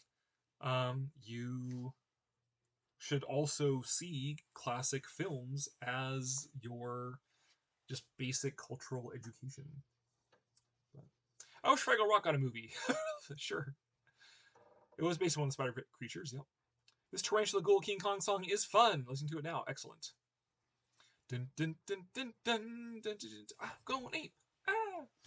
Do do do do do do do do. Yeah, very jazzy. Godzilla 98 should have been a comedy. 98 Godzilla was a prequel about Godzilla's mom Zilla. Godzilla doesn't appear until the animated series. Practically was Queen. That's my headcanon. Nice. I don't think King Kong is racist. Yeah. I had an idea of a way to get the legs in the front, maybe make a bunch of really violent scars where the hind legs would be implying they were ripped off. Yeah. Why was an African animal on a prehistoric island? I mean, yeah. Skull Island makes no sense. Skull Island is just the American Museum of Natural History come to life. That is part of my personal thesis underlying King Kong, is that you have those strong parallels of New York and Skull Island, Kong and Carl Denham. Skull Island is just the American Museum of Natural History come to life. This is like a parable of New York. So, which is why maybe someday I wouldn't mind visiting New York, just not right now, since I don't need a free trip to El Salvador along with it. But as for why there would be a giant ape on this island, who knows? I mean, the headcanon now is that he's a Gigantopithecus, except Gigantopithecus was a giant orangutan. So, but he just is. He just is.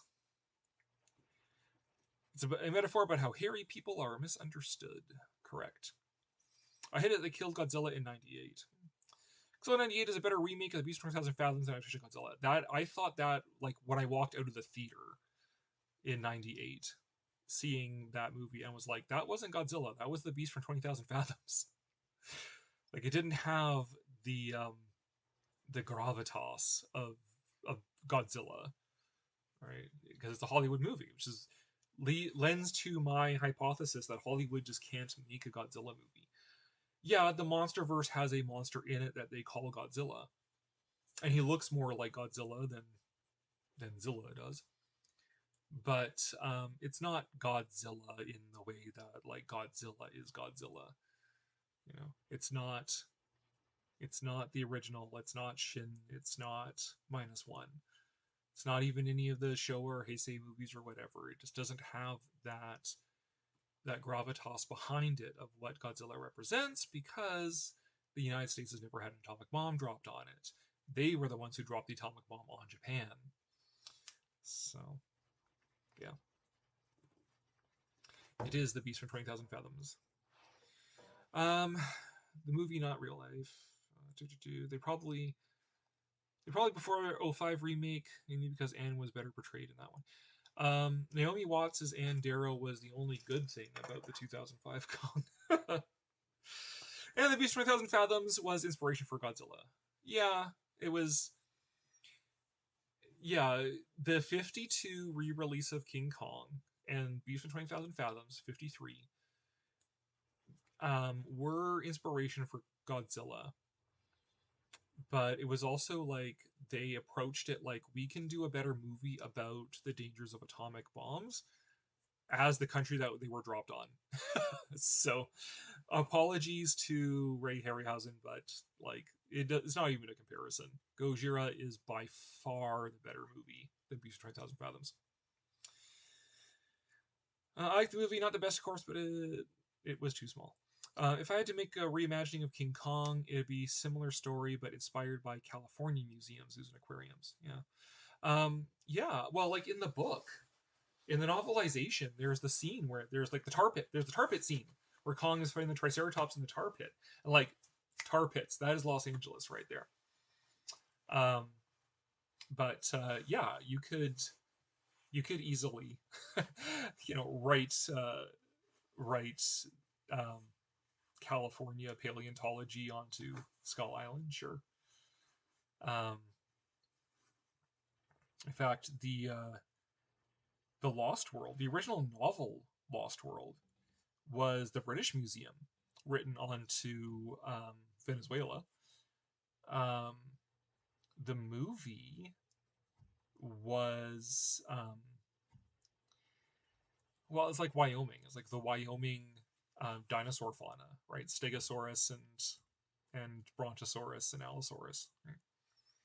So that's what she said. The tone is definitely ruins 98. I'd have the monster be a giant monitor lizard because we had a bunch of reptile stores and public vivariums. Yeah, yeah. Well, I mean that would fit with Indonesia too, right? Because the original Skull Island is beyond Indonesia, beyond Sumatra. Um, so Kong is a Gigantopithecus fighting giant monitor lizards, giant Komodo dragon. Which I mean, originally that's what it was, right? It was gorillas versus Komodo dragons. Was the original idea for Kong. So if you wanted to rework it that way, I mean, for why? Because the original is the best. But you could actually go back to the roots and have Skull Island have like this sort of weird mishmash of African and Indonesian.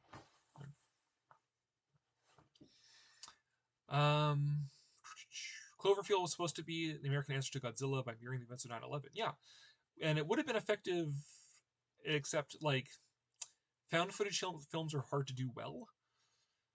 Cloverfield was all right. The monster could have looked better though. Wasn't Godzilla originally going to be a giant squid? Not exactly. Trying to remember how the route the roundabout way they took to get to Godzilla as we know him. I know they went through sort of like a lot of like marine creature designs, but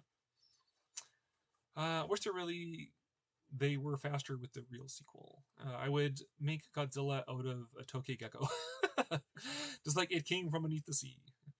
I never like American movies where the message nukes are bad. They always come across as finger wavy. Well, I didn't care for Oppenheimer. Yeah, I mean it's good to say nukes are bad, but it doesn't have the gravitas talking about because again, the United States never had nukes dropped on it. Japan did. They have the experience of for the first-hand experience of how devastating it is. So the American ones come off as more sort of superficial and preachy to me, whereas the Japanese ones are like really powerful and meaningful because they were the victims of it. Gamera was originally going to be a movie about giant rats. The rats they used in the film escaped and infested the studio. Cloverfield sequels were both pretty good, though. I have not seen them. Creature and I have been procrastinating doing our Nezura review. Get on it. Jeez. You got to do that. I got to do Bela Lugosi meets Brooklyn Gorilla. That's true, Roman. They canceled the film and made Gamera instead. I think I've seen a movie about giant rats. Rats of unusual size, I would say. Where are we at? Oh my god, we're almost at 3 hours, 3.5 hours. Goodness gracious. I think I'm slowly slipping off here, too. Since I was up pretty early this morning as well. I do get to sleep in tomorrow, but if the dog lets me. Eventually the dog is like, wake up now, feed me. But let's see here. I know about the Mushroom Cloud head concept art for Godzilla, which are fan animations on YouTube. Oh, I should look that up. Because yeah, that's what that Mushroom Cloud head idea kind of came back a bit with Shin. You can kind of like, if you squint, you can kind of see it in Shin. And I love Shin. Shin is like my favorite Godzilla design because he just looks like this giant ambulatory cancerous tumor that lives in perpetual suffering, burning from the inside. I love that design for Godzilla. And I think the original, some of that original, like the mushroom head concept art was more Shin-esque. So it's too bad they didn't go with that. But let's see. What's your favorite Canadian monster movie? Have we had any? I can't even think of like that many Canadian movies offhand. I mean, Strange Brew is Hamlet. Canadian monster movies. God, I'd have to look that up. Hold on a sec. So obviously I can't think of any offhand, so that kind of kills that. Canadian monster movies. Skinamarink, Black Country. I haven't even heard Tusk. Okay, I've heard of a couple of these. Splice.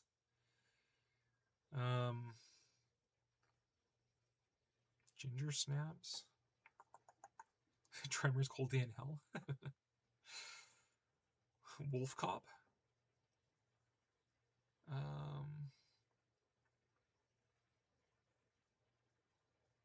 You know what?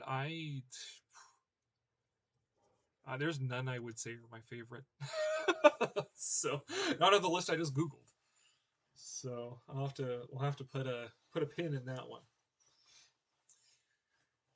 Which is shameful to spray, but yeah, Canada doesn't lend itself to monsters that well. It's like, oh no, Godzilla's coming. Still 3 days away. Let's go. Like, see Godzilla lumbering across Saskatchewan. It's like, all right, it's gonna take him a few days to get here. Yeah. So I don't know.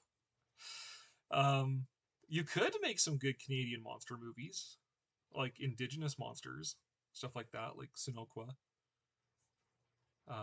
Sasquatch, Ogopogo. You know, we got the highest per capita number of lake monsters in the entire world. So there's lots about Wendigo. You could do a good Wendigo movie. Oh, small monsters, not kaiju monsters. But yeah, no, we just haven't got around to it, I guess. Let's see. I have 2 dogs myself. They're like my children. Yeah. Sage is my little princess. She's older than I am in dog years, but she's my little princess. Nezero was an unmade giant rat movie. There's a biopic about it I haven't finished watching. Cool. I thought you said Baby Godzilla was your favorite Godzilla design. No. Little is my, what's it, 3rd favorite? Trying to remember my video. Right, it's Millennium, the black leather trench coat of Godzilla's. Then it's like the ride version, which is essentially -1. Then Little, who grows up to become the gemstone Godzilla, and then 54, and then Shin. I think that's what my list is. It's been a while since I made that video. So dogs are like relatives. Dogs are, except a relative that like stares at you while you eat. Bringing that review, yeah. Have you heard of Godzilla Just Prey? It's a retelling of the Godzilla mythos with heavenly and hellish imagery. I have not heard of that, but I can definitely see how you could make that. In a way better than Godzilla Goes to Hell. Ugh, that's so dumb. Was Zarkor the Invader made in Canada? I have no idea. At some point, we have to cover Monarch first, and I have to move the Monday show due to a little G-fan being around that day. Aw. I look it up, Queen. Did you know that Patrick Tatopoulos is the same guy who designed Zilla, also designed the Goombas in live-action 90s Mario movie? I can believe that. Canada doesn't even show from, and most of the actors are from there, and it's filmed there. It's Godzilla, eh? The proper spelling of A is E-H, not A-Y. So, you know. I did a lot of filming for Monarch LOM in Canada. Yep. We got a lot of government tax rebates and things if you film up here. Who would win in a fight, Ogopogo or Nessie? Ooh. Ooh, that's a hard one.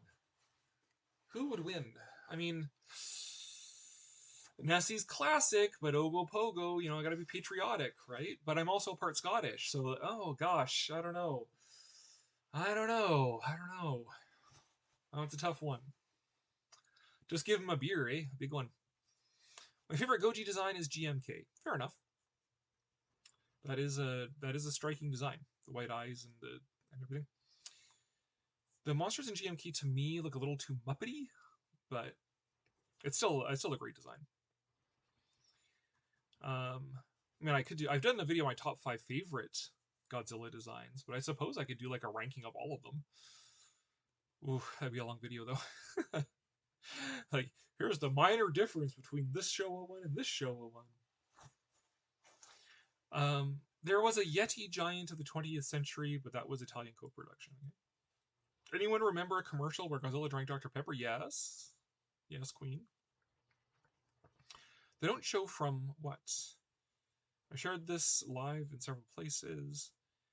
That was tied into Godzilla 85. Yeah. Yeah, it was from product placement so that they could get the money to actually get this thing dubbed and get Raymond Burr to come in and act the inserted scenes and stuff. I don't think they have MGM Plus in Canada, if I remember, Doug. No, I don't think we do. What do we have? We get Netflix. We get our version of Netflix. We get Disney Plus, Amazon Prime, Canopy, Tubi. We get Hulu with Disney Plus. BritBox. I think that might be on Amazon though. A subset of Amazon. We don't get HBO Plus. We don't get MGM Plus. I think we get Paramount Plus. Maybe? I think we get Paramount Plus. Not that I'm subscribed to it, because, like, why? So I can watch Star Trek, I guess.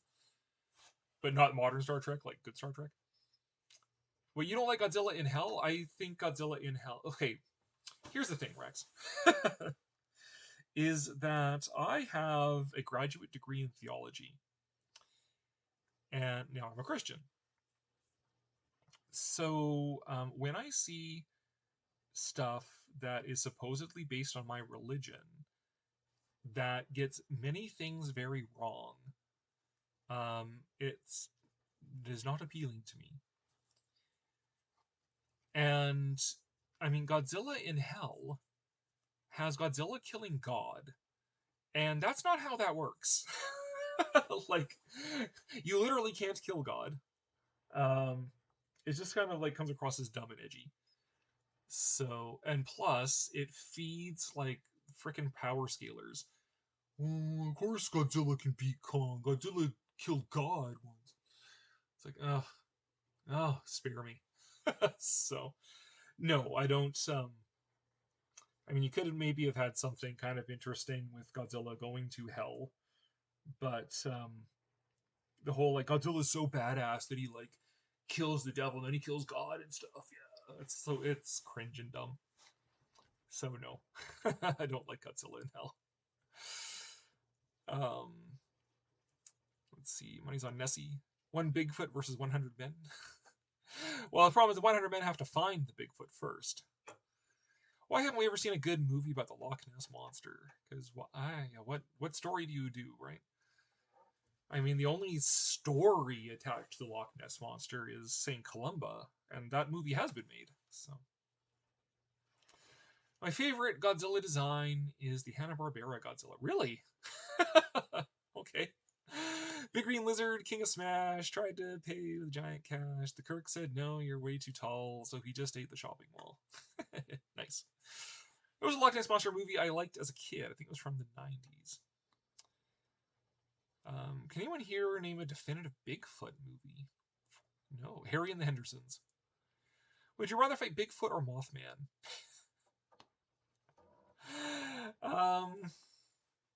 Depends. I also know what Mothman...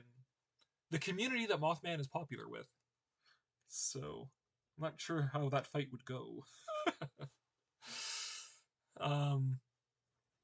Surface was good, but needed more seasons. Not the Loch Ness Monster, but still awesome. There isn't one. Bigfoot.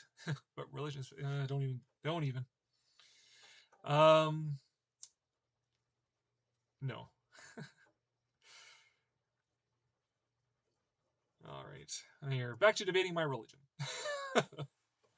Oh my god, guys. We're gonna have to have a religion themed live stream sometime, and class will be in session. But I'm restraining myself because I like you all. So, but there's nothing people dislike more than somebody defending their own religion. But maybe Now that we're past the 3.5 hour mark, am I allowed to go to bed yet? What time is it even? 10:40 my time. Good lord. A lot of classical Fey folk are defeated by iron, but Fey men find it hot. I don't understand. Misogyny or something, I'm sure.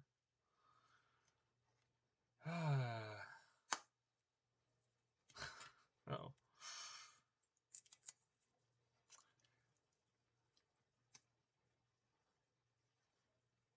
Okay, Rex is clarifying. It's not God. It's called the monster on the mountain. It's more like a high-level angel. Yeah. No, the thing there is that secular people, understandably, but nonetheless, tend to think, conceptualize heaven and hell as like these sort of like um, other planes of existence, like other dimensions, right? Um, hell is just another dimension. Heaven's just another dimension. And they have these pantheons of Lovecraftian creatures and whatever. And that's not what they are. They are terms we use to describe the nature of your relationship with God. So hell is living in alienation from God. Heaven is living in unity with God. And we describe them through these allegories and metaphors of, separation from God is separation from everything good, true, and beautiful. So kind of like being stuck in this fiery pit suffering for eternity. It's not that it's necessarily like actually like a fiery pit in another dimension. It's just, how do you describe living in total separation from everything good, true, and beautiful? Conversely, how do you describe living in union with, in full and absolute union with everything good, true, and beautiful? That's heaven. So they're terms to describe your relationship with God. They're not like these other planes of existence in the multiverse or something. But that's not very dramatic for a movie or a comic book or whatever. So they tend to get rewritten as like these other sort of like demi-planes or whatever. So your princess is waiting. Oh, is Sage in bed waiting for us? Let's see.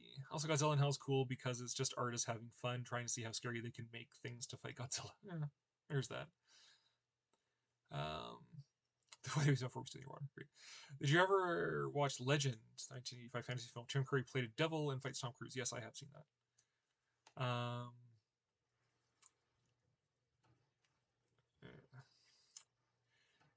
Legend has a few versions with 2 different endings and 2 different soundtracks. I prefer the Tangerine Dream soundtrack. Nice. All right, well, I have been informed that my dog is wondering why we're not in bed yet. So, I think that should be my cue to draw this to a close. So, thank you very much, guys, for hanging out with me.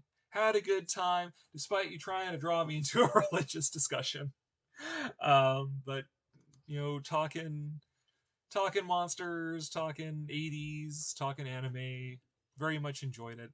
And we'll do this again next month. We always do, right? We're always getting together. Every month, the end of the month, we have our thing. Oh, there's the wife, there's the dog. Hello, Sage. Do you want to say goodbye to everybody? Come on up. Come on up. No, hey, you. Come on. Come here. Come here, Sage. Up. No. Hey, you. Up. Up. There we go. There we go. Say goodbye to everyone. Goodbye, everyone. So, yes, hello. Yeah, I got no more. I'm done. So, goodbye, everybody, from the bride, from the dog. The bride's in black, the dog's in black. I'm in an Aloha shirt. Which is funny because I'm the goth. But thank you very much for hanging out. Robot Monster is iconic. Sneaking that question in there, Roman. The monster is iconic. The movie's a little bit boring, but the monster is iconic, of course. But we can talk more about Robot Monster next month. So, once again, excuse me, thank you very much, and we'll see you next month. And now, folks, it's time to say goodnight. We sincerely appreciate your patronage and hope we've succeeded in bringing you an enjoyable evening of entertainment. Please drive home carefully and come back again soon. Good night.